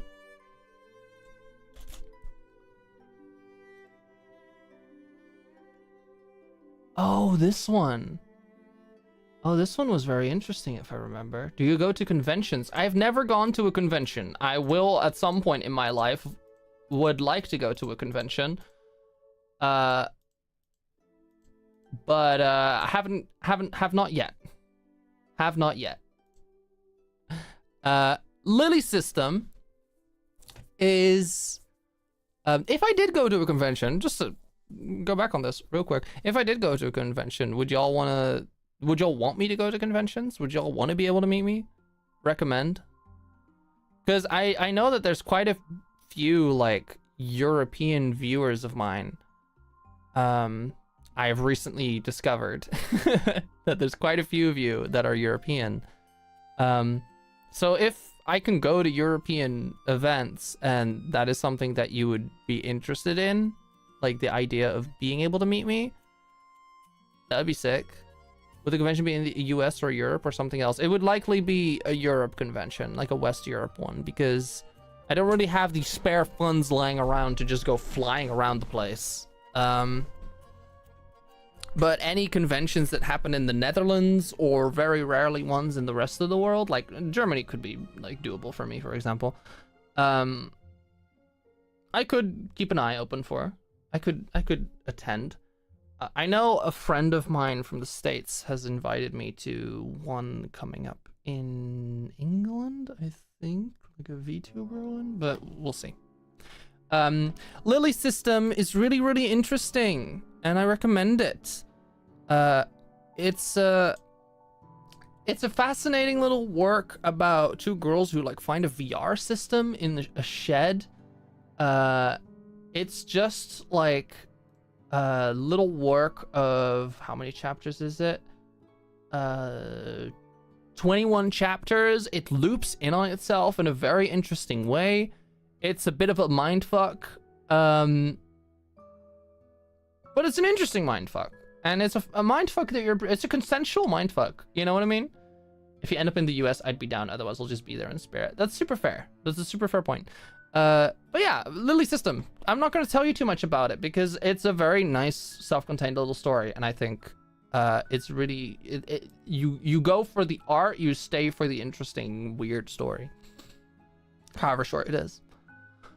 Love gives me superpowers. Love gives me superpowers is very cute. I'm gonna put it towards the top-ish. Love gives me superpowers is a very cute little manhwa manhwa, Korean, I think. I will always be there in spirit, ominously. Arya, blows kiss to your ghost. Thank you so much. I forget if you answered before, but are you going to post this tier list? Yes, I will post this tier list. And I will also be making a edited down video, where I make like a proper recommendation video with more in-depth reviews of all of the ones that I actually recommend you read. I think most of us would have to be in spirit. Yeah, probably. But, you know, I'm not expecting a huge turnout, but I'm interested in whether there would be anyone that's interested in going to cons and stuff. Hey Shay, what's your opinion on pet snakes? Varied. Be with all in mind and spirit manifesting cookies. Thank you so much. My opinion on pet snakes is very varied because on the one hand, I love snakes. Snakes are so super cute. Have you ever seen a hognose snake? They're so fucking cute. On the other hand, I think that no one should get a pet snake without knowing that they can get the optimal care for them because they are very, very fickle little thingies. I'm not a huge fan of like keeping them in boxes and stuff that are too small for them. But if you want to get like a big old terrarium and keep a snake in there, fuck yeah, bro. Love that. Love a snake. Easy, we do online meet and greet. That's totally a thing, right? Sure, I guess. It's called joining my Discord server and me actually joining the call for once. But maybe. I don't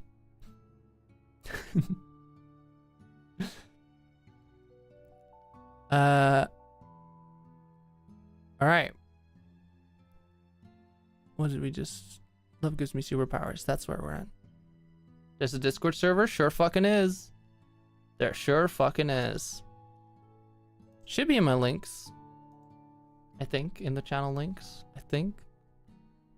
Should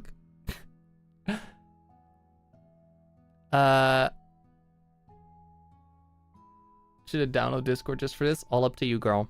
All up to you. Love Gives Me Superpowers is a very cute art style that I think is very creative. It's a very creative little work. It is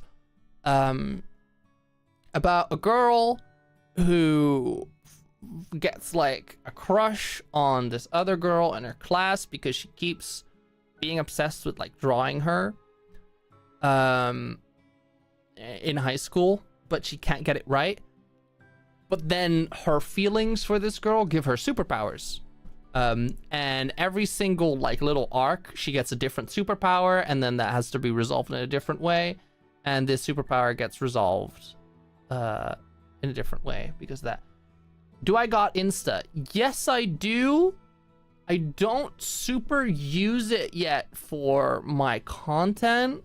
I do plan on doing so, and I'll probably use the same account. So if you want to follow me on Instagram, you can follow me on Shameless Shay. That's me. But other than that, I don't really post on it very actively right now. One day, but you know. It's an interesting concept. I like the main couple. I think it's fun. I think it's fluffy. I think it's cute. I think it's indulgent. I think it's everything you want from a silly, fun little Yuri just to read in your spare time. It's very, very good. I've rectified not being in the server. Good on you. I'm gonna say hello to you right now. There we go. Good job. Proud of you. Childhood friend Yuri.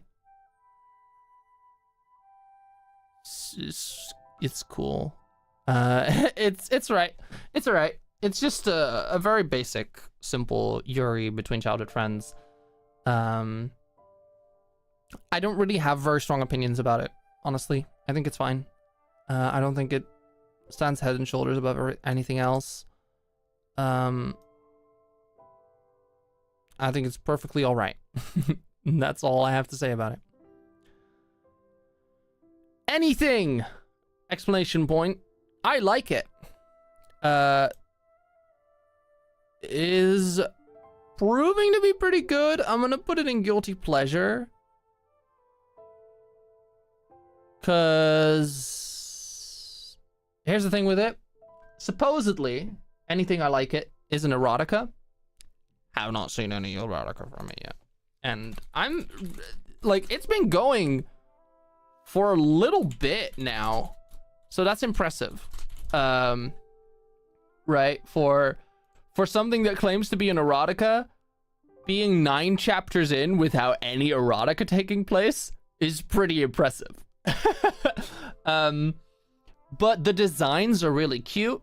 The dynamics are really cute. I think it's definitely something to keep in mind. Yeah, sure. You're allowed to ask if we've covered a series already. That's perfectly okay. Go for it. But anything I like it. I like where it's going. I like where it's going. I like the dynamics being formed. And I'm curious to see how good the erotica will be. Because it's kind of going in like a love triangle direction, but I'm also curious whether how they will resolve something like that. You know, that's just interesting. It's very interesting to me. I like when they resolve love triangles in interesting ways. Do you watch a lot of animes? And if you do, favorites? I do watch a decent amount of anime nowadays. I didn't always.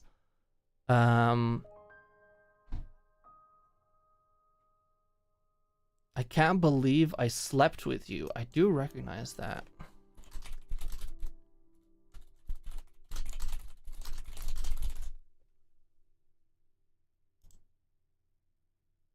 Not that one.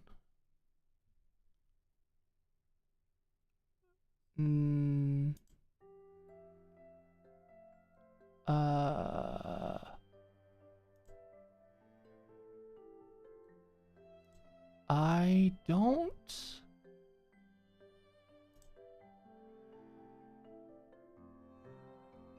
I don't know if I have.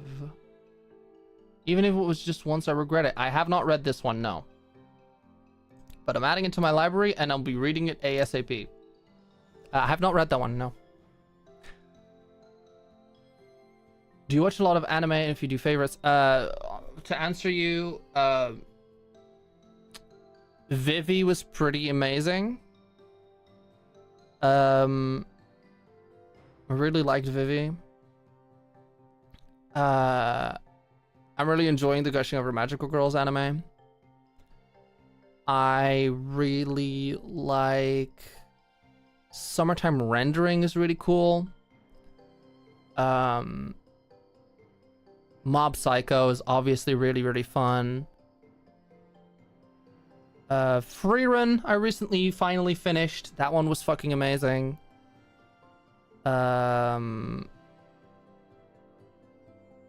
This one's gonna get me judged. Dress Up Darling. I kind of really liked. And I know that there's very controversial opinions about that online, but I really liked it. I really, really liked it. Yeah, I know it's a straight anime, but it's one of the straight animes that I'm kind of like, I can get behind. Anyway, let's go back to the fucking task at hand. Am I right? Because I'm trying to finish this fucking, this tier list. Shugokaro is a favorite of mine. Magical girls and boys. Oh, cute.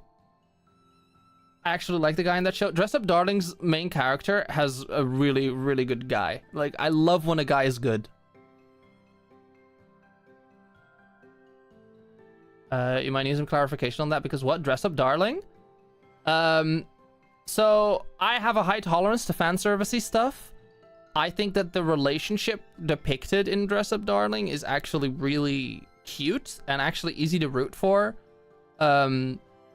They're just both very passionate people. The main character guy is just a sweet autistic boy. Okay, that's just a sweet autistic man, and who really likes sewing and fashion, and who doesn't like the idea of a boy that does the makeup for their girlfriend, right?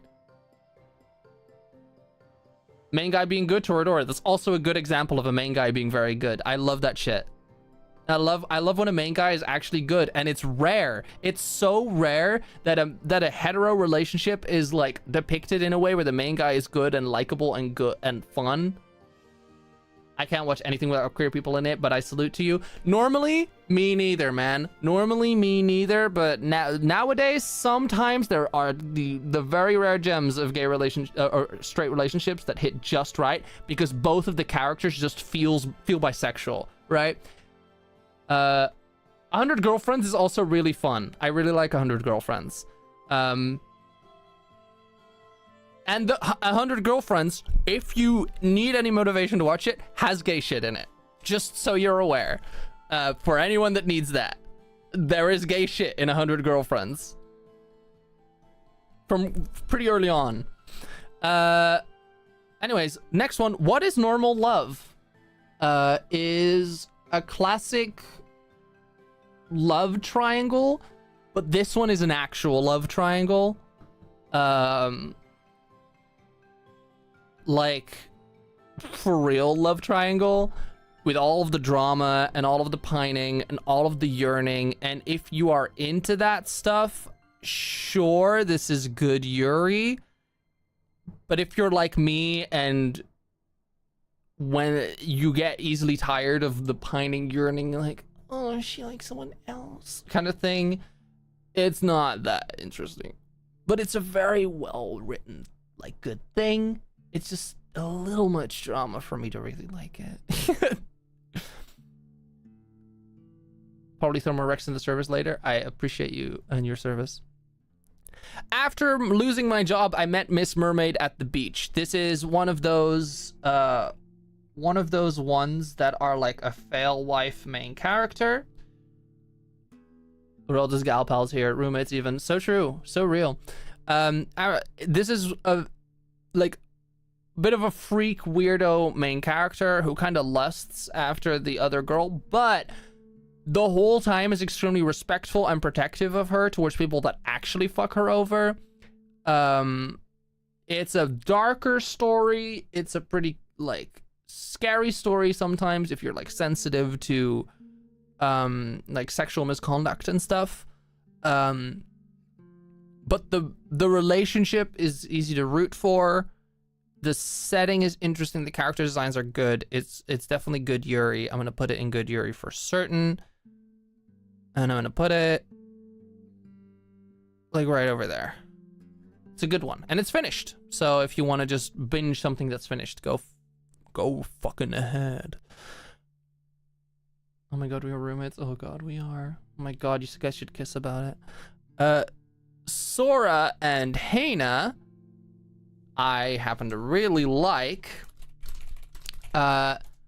Delinquent girl who sucks at school and smart girl who tutors her. Extrovert, ex-introvert Yuri. Always fucking good. Synopsis is, Sora Yoon can hardly look a person in the eye without becoming a nervous mess, so how she ended up befriending some girls by lying about having a boyfriend is beyond her. Fortunately, she ran into the boisterous and sociable, albeit dense, Haina Wu at just the right time. Together they make a deal. Haina will help Sora land a boyfriend if she can help her make it into college. Will they stick true to their agreement, or find they want something more?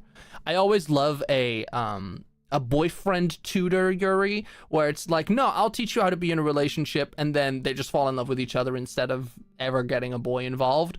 Love that shit. Love the compet into lesbianism of it all. Sora and Haina is peak. It's peak, and it's gonna be in peak. It's cute. I really like it. I really like Sora and Haina, and I can't get enough of it ever. Is every day by day here? No, because I dropped that a long time ago because I just couldn't get into it. An illustrated guide to sapphic behavior is fine. It's pretty good. It's Dr. Yuri. There's a doctor involved, but it's not like doctor-patient or anything like that. She just is a doctor. She's just a smart, well-established woman. I think it's fine. I think it's pretty good. I don't think it's anything crazy. Illustrated guide to sapphic behavior. Good Yuri. Go for it. Sweet Guilty Love Bites. Have we done that one? That does sound familiar. Wait.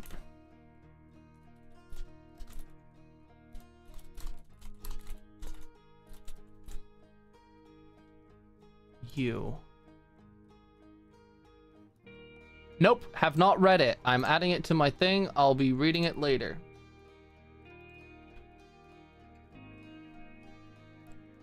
See, I haven't read every Yuri. I just have read a lot of them.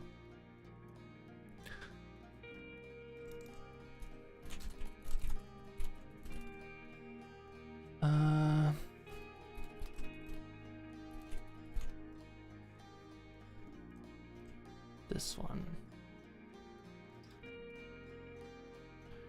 Alright. I was forced to open a harem to resurrect the master I had a crush on. So this one I would rank relatively okay in terms of how high I would rank it. But it ends clearly extremely early. It is clearly prematurely ended because they just couldn't keep going or something. And therefore the ending is very, very unsatisfying. I liked the concept of this quite a lot, of like, my phone battery is gonna be myself to go. It was nice here. Also remind that you're so damn pretty. Don't doubt yourself on bad days. Thank you, Acticus. That's very sweet and very kind of you. Thanks for coming in and coming to rizz me up or whatever. I appreciate your presence here. You have a good day and enjoy yourself. But yeah, it's a good concept. It's basically, you know, Chinese cultivation style. Her master dies, so she uses like a shard of an artifact or something to retrieve the other shards of an artifact that that hold different aspects of like different alternate reality versions of her master that she's in love with, and she has to like romance them and seduce them to get the shards, which is a fun concept because they're all the same person, but they are different people in context. So it's like you're getting a bunch of romance stories for the price of one. But then after two of those, suddenly they just kind of bring the story to a close, and then the story's done, and then you're basically finished. And because of that, that definitely does bring it down for me, which is really sad because I quite liked it. But yeah, like Into the Spider-Verse meets Yuri. Exactly. I really like this conceptually, but they just don't do it. They just don't land it. They don't stick the landing. And I would have found it less jarring if they had just stopped updating it, but they were so set on bringing it to an end that they just made a shitty ending and called it a day, and I don't appreciate that. I don't like when they finish stories like that. I feel like it's just let it die, you know. If you want to let it die, just let it die. I don't know. Unaware His Majesty is a Girl is Chinese period drama, cross-dressing woman pretend like is acting as an emperor, acting as the emperor, is the emperor, but you know, is a woman. Arranged marriage, cute arranged marriage, which is always good, where it's actually secretly it's gay all along, which is the best kind of straight, is where it's gay the whole time. I really quite like this one. I think it's cute. I think it's darling. I think it's interesting. I think it's fun. I think it's periodic in a fun way, in a good way. So yeah. Bing. Bonus. Thumbs up. Recommend. The results of my author classmate discovering my Yuri obsession. Arranged marriage ends well and gay is exactly the vibe, yes. The results of my author classmates discovering my Yuri obsession is fun. It's about a girl who is obsessed with Yuri. Sounds familiar. And a girl in her class who is an author who finds out that she's obsessed with Yuri inadvertently and is like, teach me about Yuri. I want to write it. And gay shit happens from then on. It's cute. It's good. It's cute. I would recommend it. Go ahead and read it. Go do that.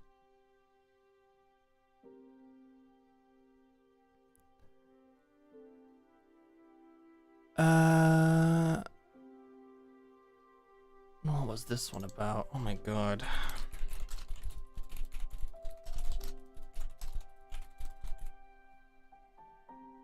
You.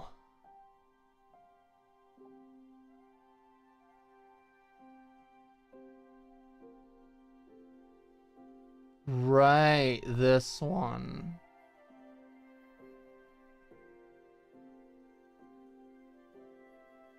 Which one is what?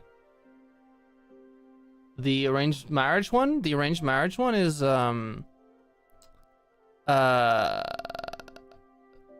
Unaware His Majesty is a Girl. This next one is an easy introduction to love triangles to pass the exam, which is Tutor X Tuti.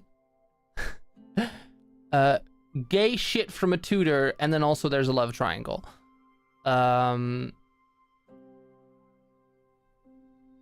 It's good. It's fun. I think I like it. I don't think it's like anything crazy, abnormal, or crazy good. I just like it quite a lot. So I'm going to put it in guilty pleasure because it's not really one that I would say like, oh my god, this one is so good. But it is also like, I like it and it's good enough. My wish is to fall in love until you die. Sounds very intense. It's only a little intense. I think it's a pretty decent one. I'm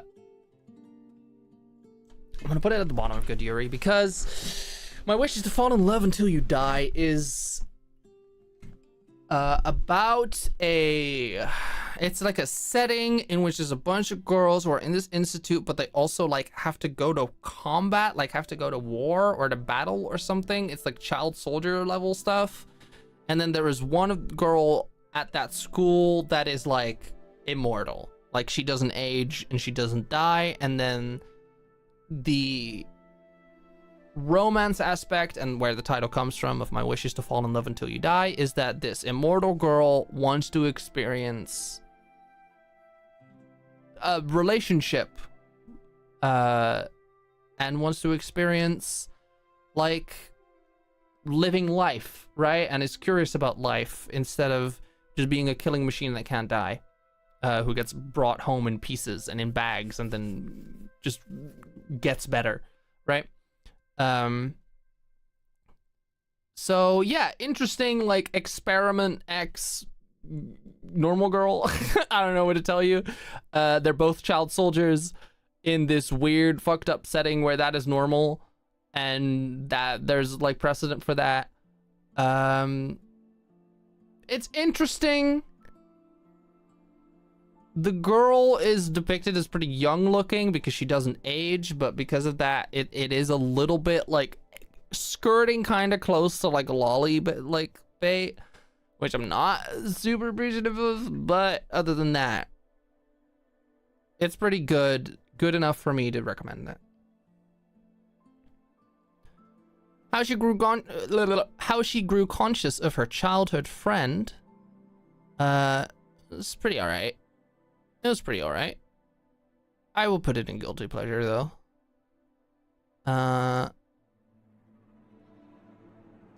It's good. It's a trio. One is in love with the other. The other one gets in a relationship. Woman is sad about it. Other girl is just like, well, what's up?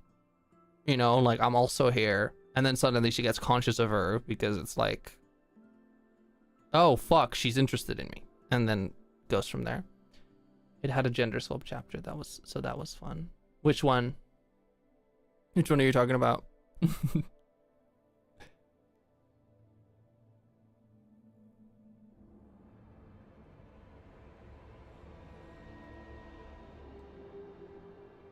The one you just said? Oh yeah.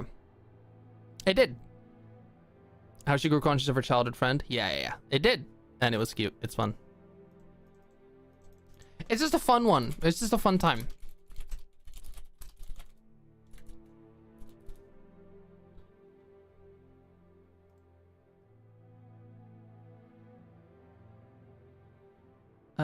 Oh, this one. Just Let Your Future Burn is about a girl that tries to buy her female classmate with money. It's pay for gay, but it's unsuccessful pay for gay. I think it's fine. I think it's just all right. I don't really think it does anything special. I think it's fine. It's whatever.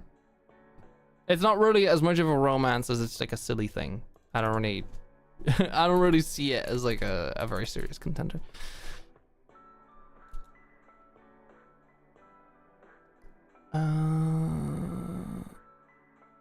What is this one?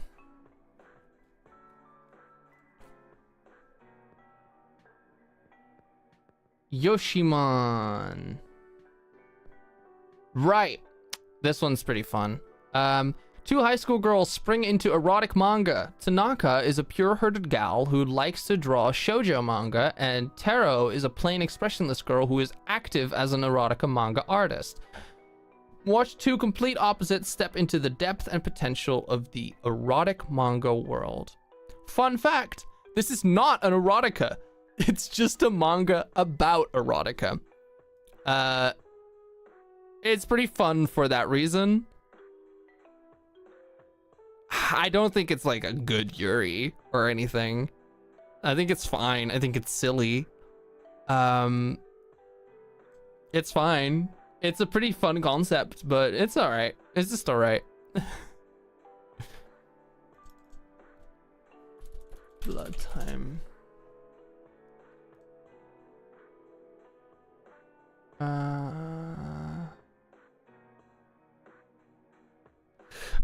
I'm gonna put this on things to watch out for. I'm gonna put it on Cannot Judge, actually, because I really don't have much to say about it just yet. Blood Time. I've only read 2 chapters of it. Seems like a pretty typical vampire silliness skit. Like kind of gig. But other than that, I haven't really seen it live up to any kind of potential or see it do anything special. So I can't really judge it yet. But there's the title for you if you want to look into it. Happiness Rides a Broomstick. I fucking love this one. It's so interesting. I'm gonna put it like there. Happiness Rides a Broomstick is a Korean manhwa that is about these spirits. It's about our main character is one of these like poltergeist spirits that can turn into objects. That basically the mythology of it, I don't remember the name of them. I'm so sorry.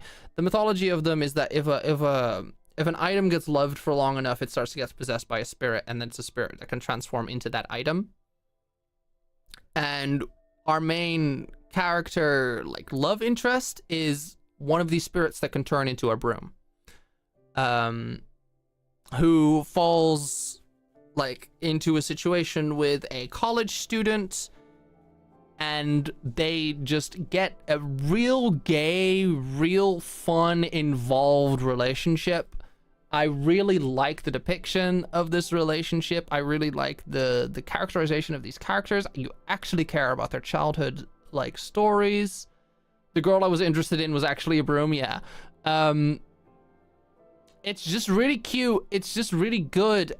It's so educational with like Korean folk stories and folk tales and stuff.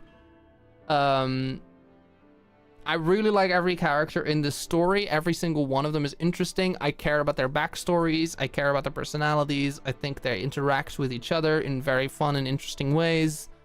I think the romance is really good. I think the drama is really good. Happiness Rides a Broomstick. High recommend. Big recommend.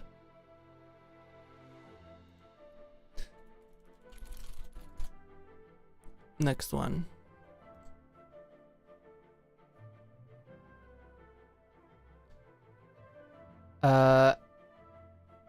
Falling Blue, aka Dropping Blue, is an interesting little Yuri.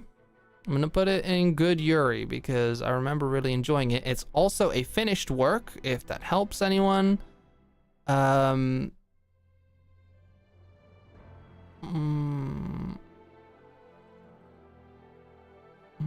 I gonna put you?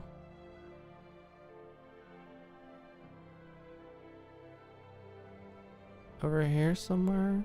Yeah, over here somewhere. So Falling Blue is... let me just read the synopsis. Ling Ling is unfortunate in everything she does, until the day she met Fang Wan, a kind and perfect upperclassman. She unconsciously grew attracted to her. Somewhere in the vast universe, there's always someone who's closely connected with you, and if fate allows it, you will never be alone. It's about two girls who are bound by fate to be together. And when either of them is wounded, they can see a red string between the two of them. Or at least one of the girls can see a red string tying the two of them together, which gets her interested and curious in this girl, who she then starts to sort of pursue. Really cool, really interesting.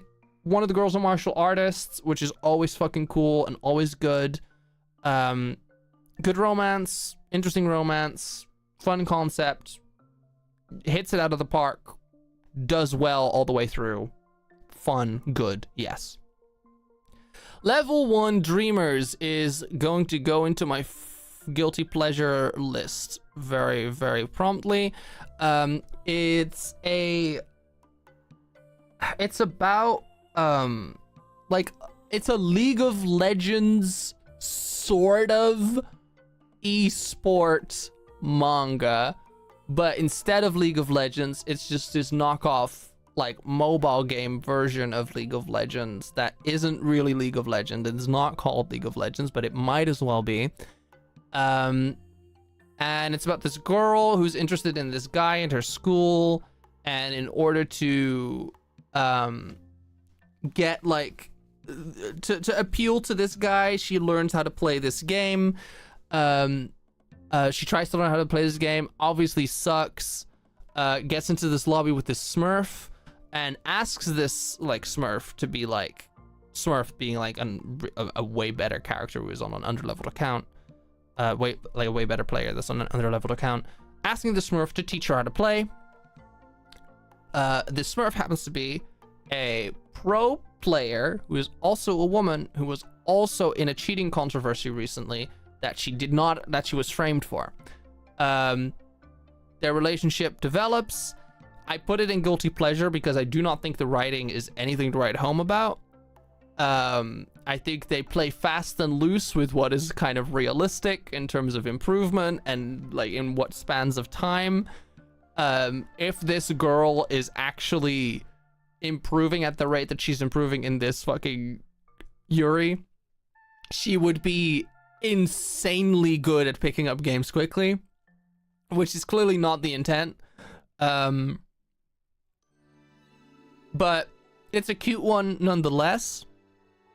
I really like how slowly they're taking the development of the relationship because it's still ongoing. It's a brain empty read. Exactly. That is what it is for.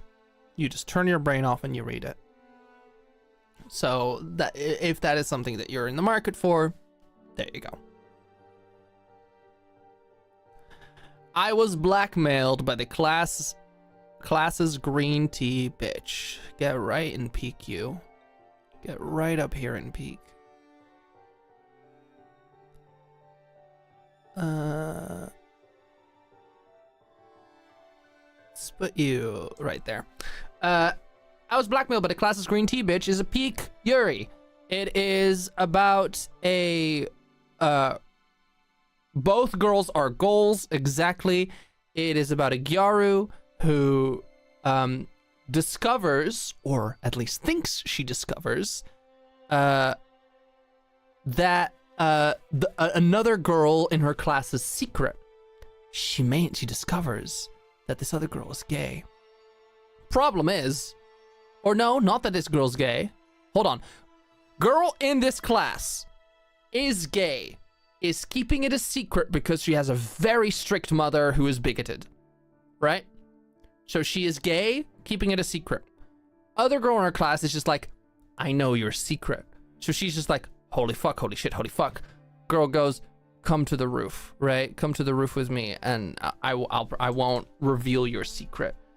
Tries to basically blackmail her. The problem is,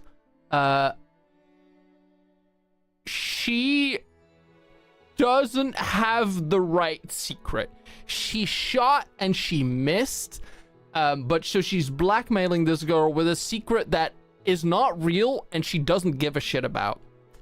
But for some fucking reason, this little weirdo, this little creature, this little fucking sub freak of a character goes, you know what? I'm just not gonna correct her. I'm not gonna correct her. I'm just gonna let this happen. As she just pretends to be blackmailed for like fun, question mark. Mainly because the green tea bitch in this situation, which is just like the Gyaru, is really bad at being a bad person. Like, it's clearly just a puppy dog who got excited at the concept of blackmailing someone and is not very good at it. And it's cute. Its development is great. It's in its like second quote unquote season now. It's it's going into their college years where it starts in high school.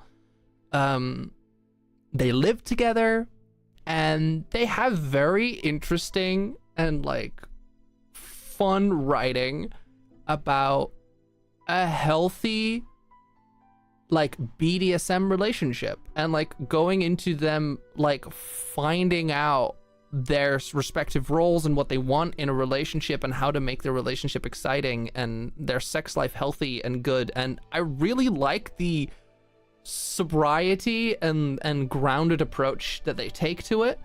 I really like the realism that they take to it of two people just exploring their desires and their needs and changing for each other, but not in ways that feel compromising to themselves. You know what I mean? Because that is definitely a thing sometimes. Hold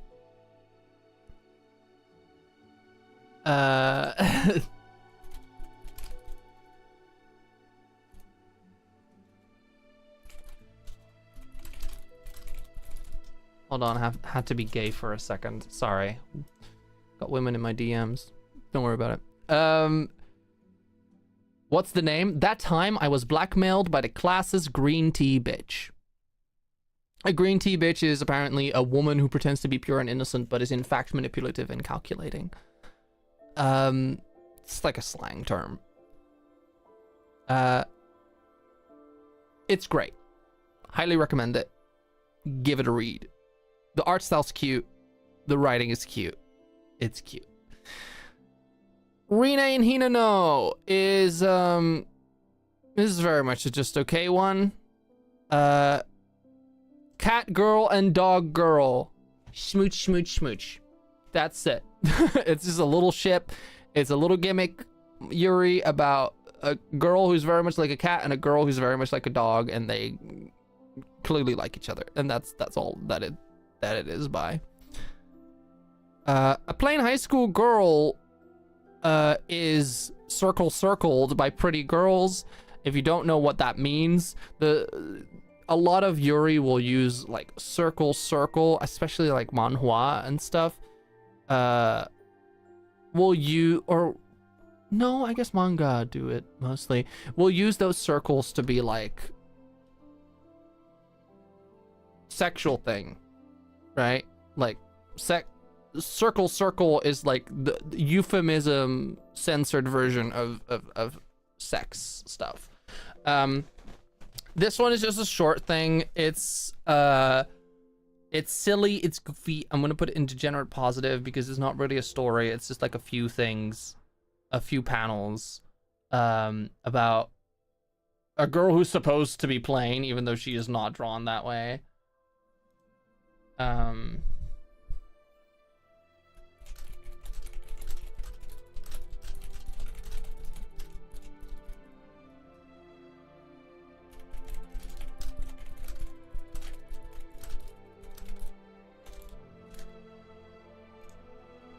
Random question, but like, are there any tags for the Yuri that are just hard no? Or are we giving everything a chance? Everything in the trash thing and the degenerate negative thing are basically like, no. Especially degenerate negative, that's hard no shit. Trash is basically hard no shit. Everything up from that, you can give a shot. Which I know is a lot, but there's not a lot of Yuri that I go hard no on. I've filtered out the ones that I just found completely intolerable. And the degenerate positive is like, have a little bit of tolerance, right? Like, be aware that there's stuff in here that's a little more whoa, but this is still good shit.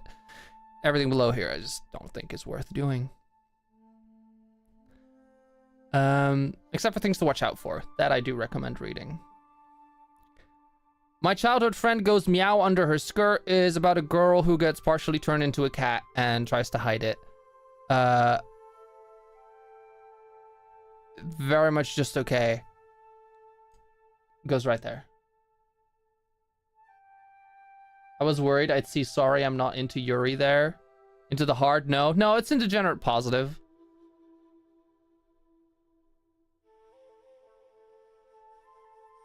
It's like, it's not a hard no for me. It's just not super well written. I think it's a bit confusing. It can be a bit confusing with all the characters going on. That's why it's in there. The Saint Teacher's Witchcraft is progressive. I'm going to put in things to watch out for. It's an interesting one so far. It's about 2 students at this like Saint Academy who are not very good in their work, like not very good in their classes. But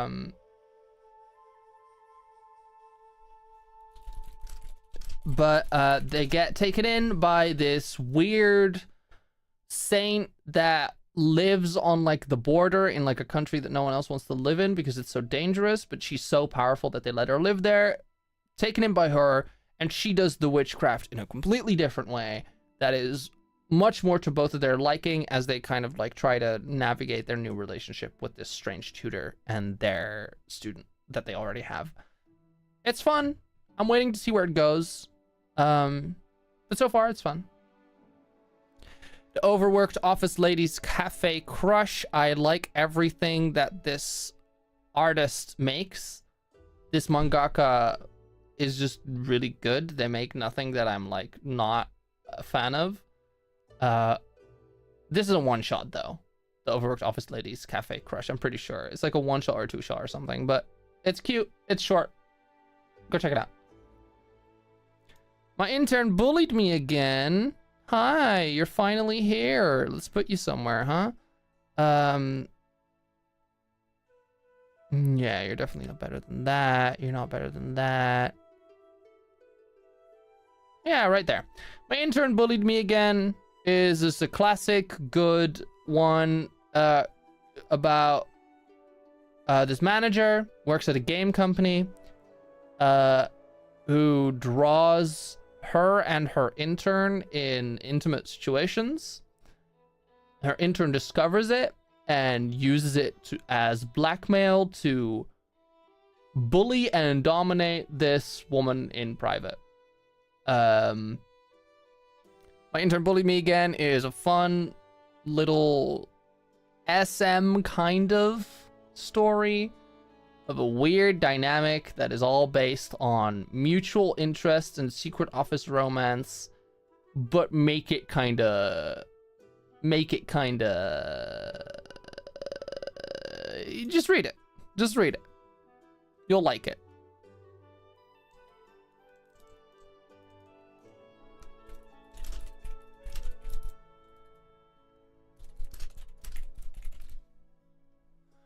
See is the next one. Oh my god, there's still so many to go. My Intern Bullied Me Again is that name.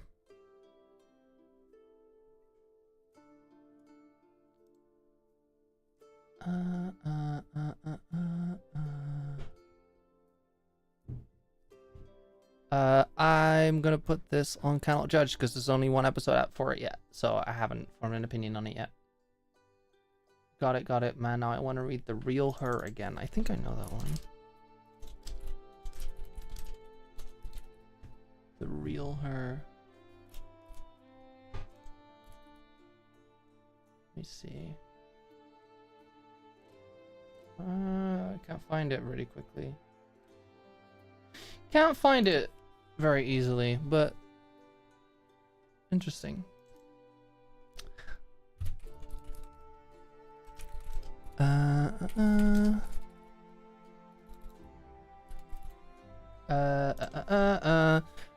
Crybaby and Coco Yuri. There's only 8 episodes out of it, but I really like it. I think it's good. I'm gonna put it in good. But it's a pretty simple little school life romance about a girl who cries really, really easily and a delinquent girl who sits with her when she does. And turns into some gay shit. Another one of those examples of a character that is very clear and open about her likes, about her interest in the other character, which is always nice. The Real Her. Oh, there it is. I will read this later too. Thank you. I knew it was a good idea to do these streams because it means I just get a lot of recommendations. The noble consort yields herself to the enemy. Things to watch out for certain. 2 noble consorts, like 2 imperial court women who hate the shit out of each other, try to kill each other and get into a body swap situation. I'm so sorry for holding the stream up with recommendations. Not a problem at all. Not a problem at all. Don't worry. Don't even be harsh on yourself. It's completely fine. Oh God, it's not that many more, but I think I gotta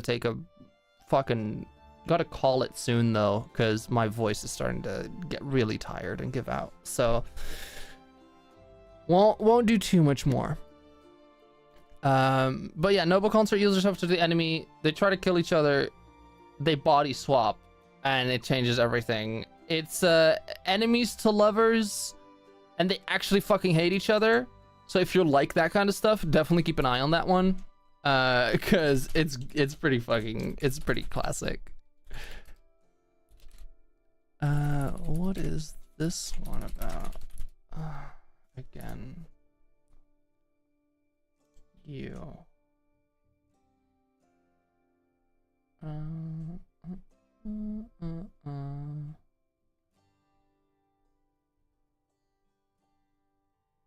What was this about?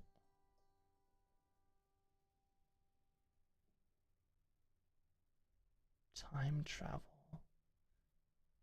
Oh yeah, this one. What was this one again? Right! I remember now. The Story of Unforgettable Witch is a Groundhog Day, Yuri.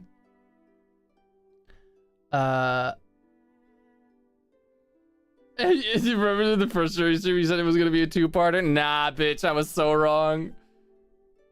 Did we do Hero-san and General-san? Did we? I'll get to that in a second. Story of Unforgettable Witch is Groundhog Day, Yuri. Psychological. There's not too many chapters, if I recall correctly.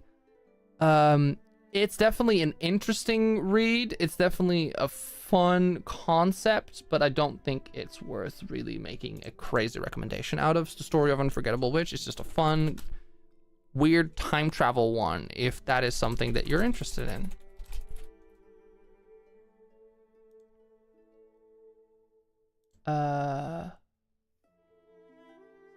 Hero-san and General-san.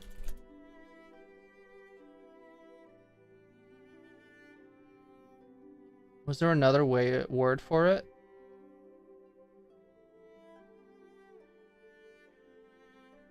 Informer General-san. Are you talking about Superwomen in Love? Yeah, are you talking about Superwomen in Love, Honey Trap, and Rapid Rabbit? Because that we have done.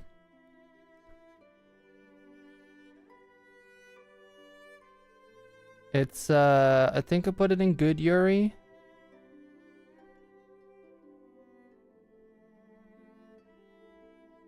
I think it's somewhere in here. Yeah. Yeah. A Caller Only for You is, if I recall correctly, pretty interesting. Once again, we're talking about an age gap, so if that is something that does not make you happy, just be aware of that. It's another BDSM one.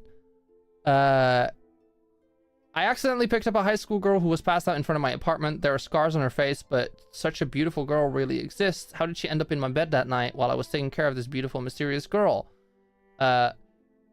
Complete, like, masochist high schooler.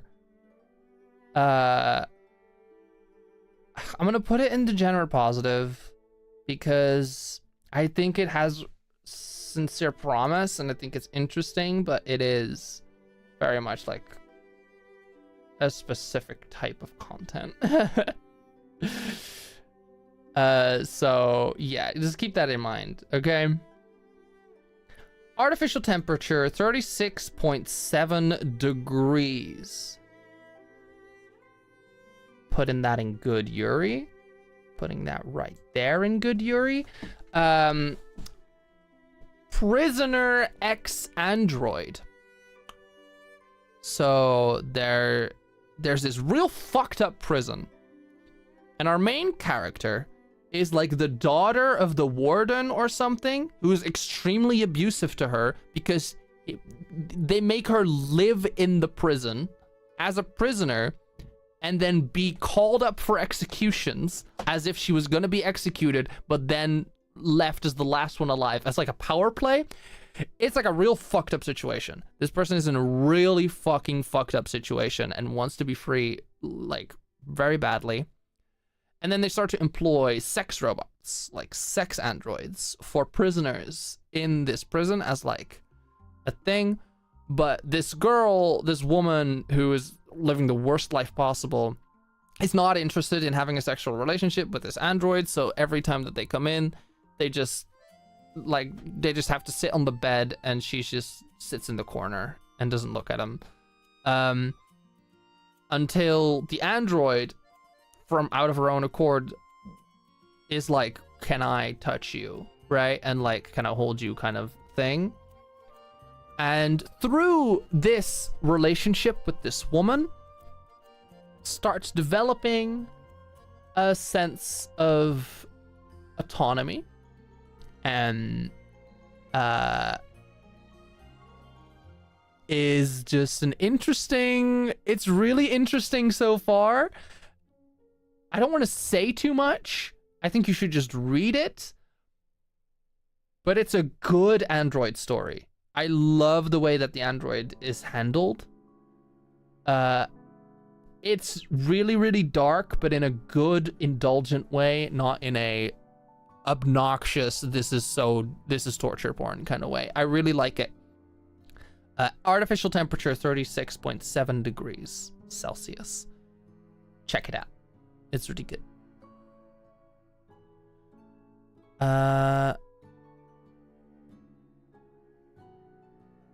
What the fuck was the perfect idol's guide to falling in love? That's right.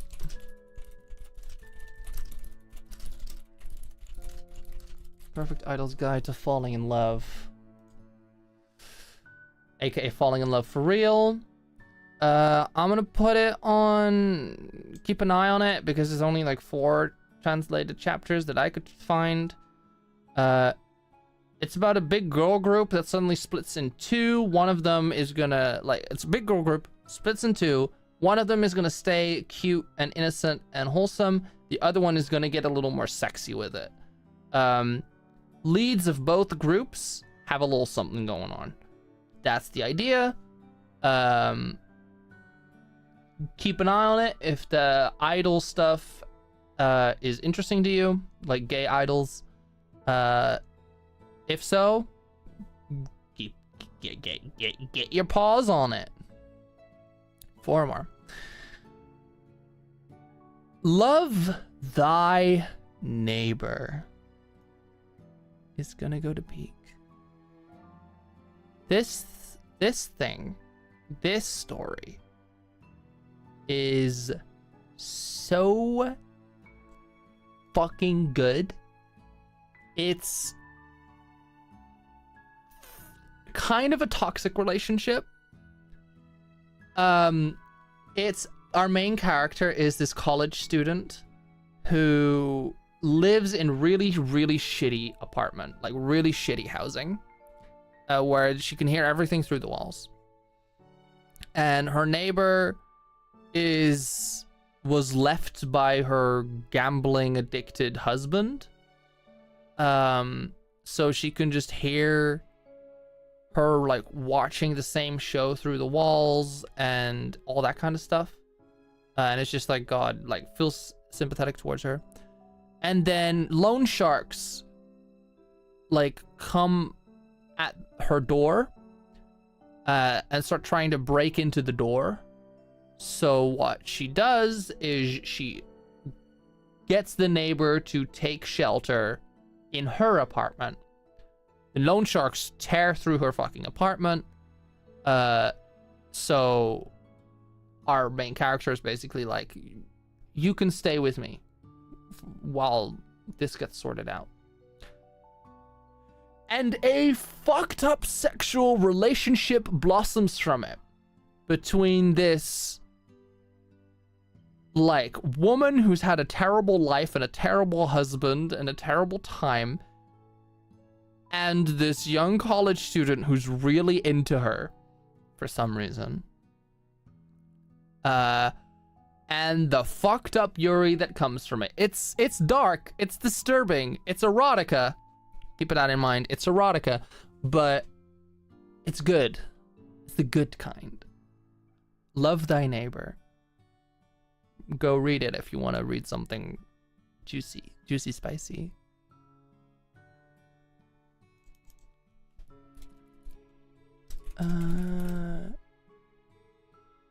What is this one about again?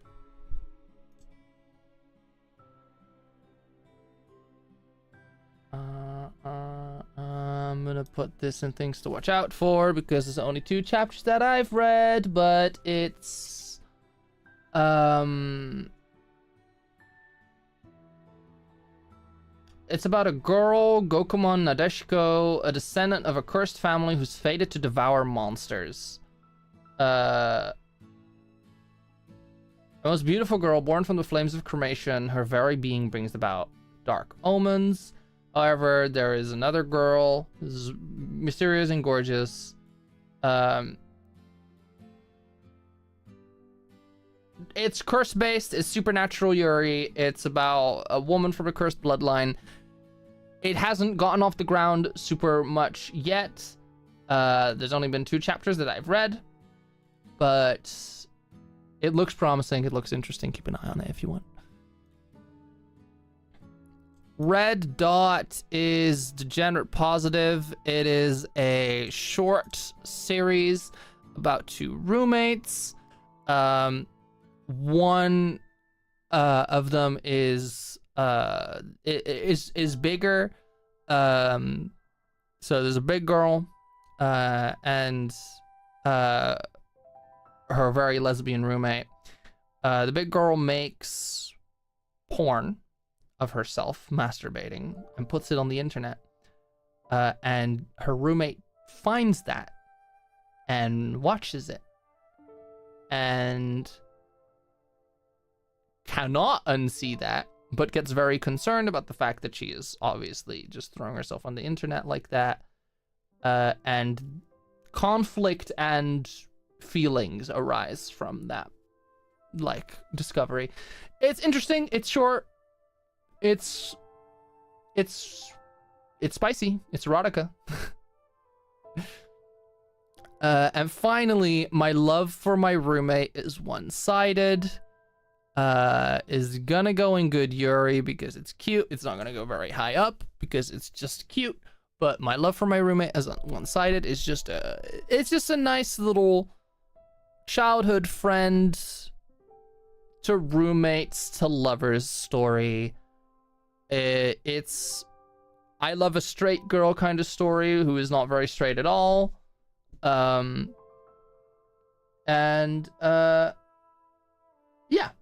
that's it. My love for my roommate is one-sided is good. It's just a comfortable, nice read. 1, 2, 3, 4, 5, 6. These 6 rows I'm going to handle another time because I'm so tired. I've had a long ass day, so I'm gonna call it there as far as tier list goes. And maybe just, chat with you guys for a little bit. If you have any more recommendations that you want to give me, absolutely feel free to do so, because that is, something I'm interested in. I'd love to, yeah, give me them titles, man. Give me them titles.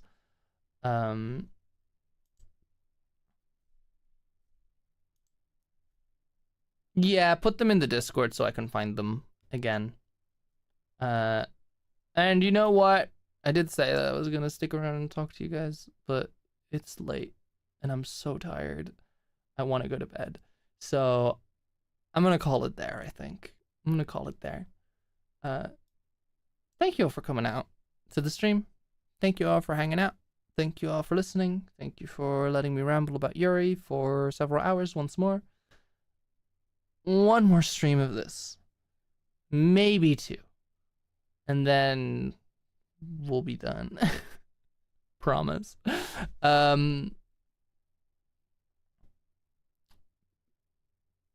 Good night. That's all.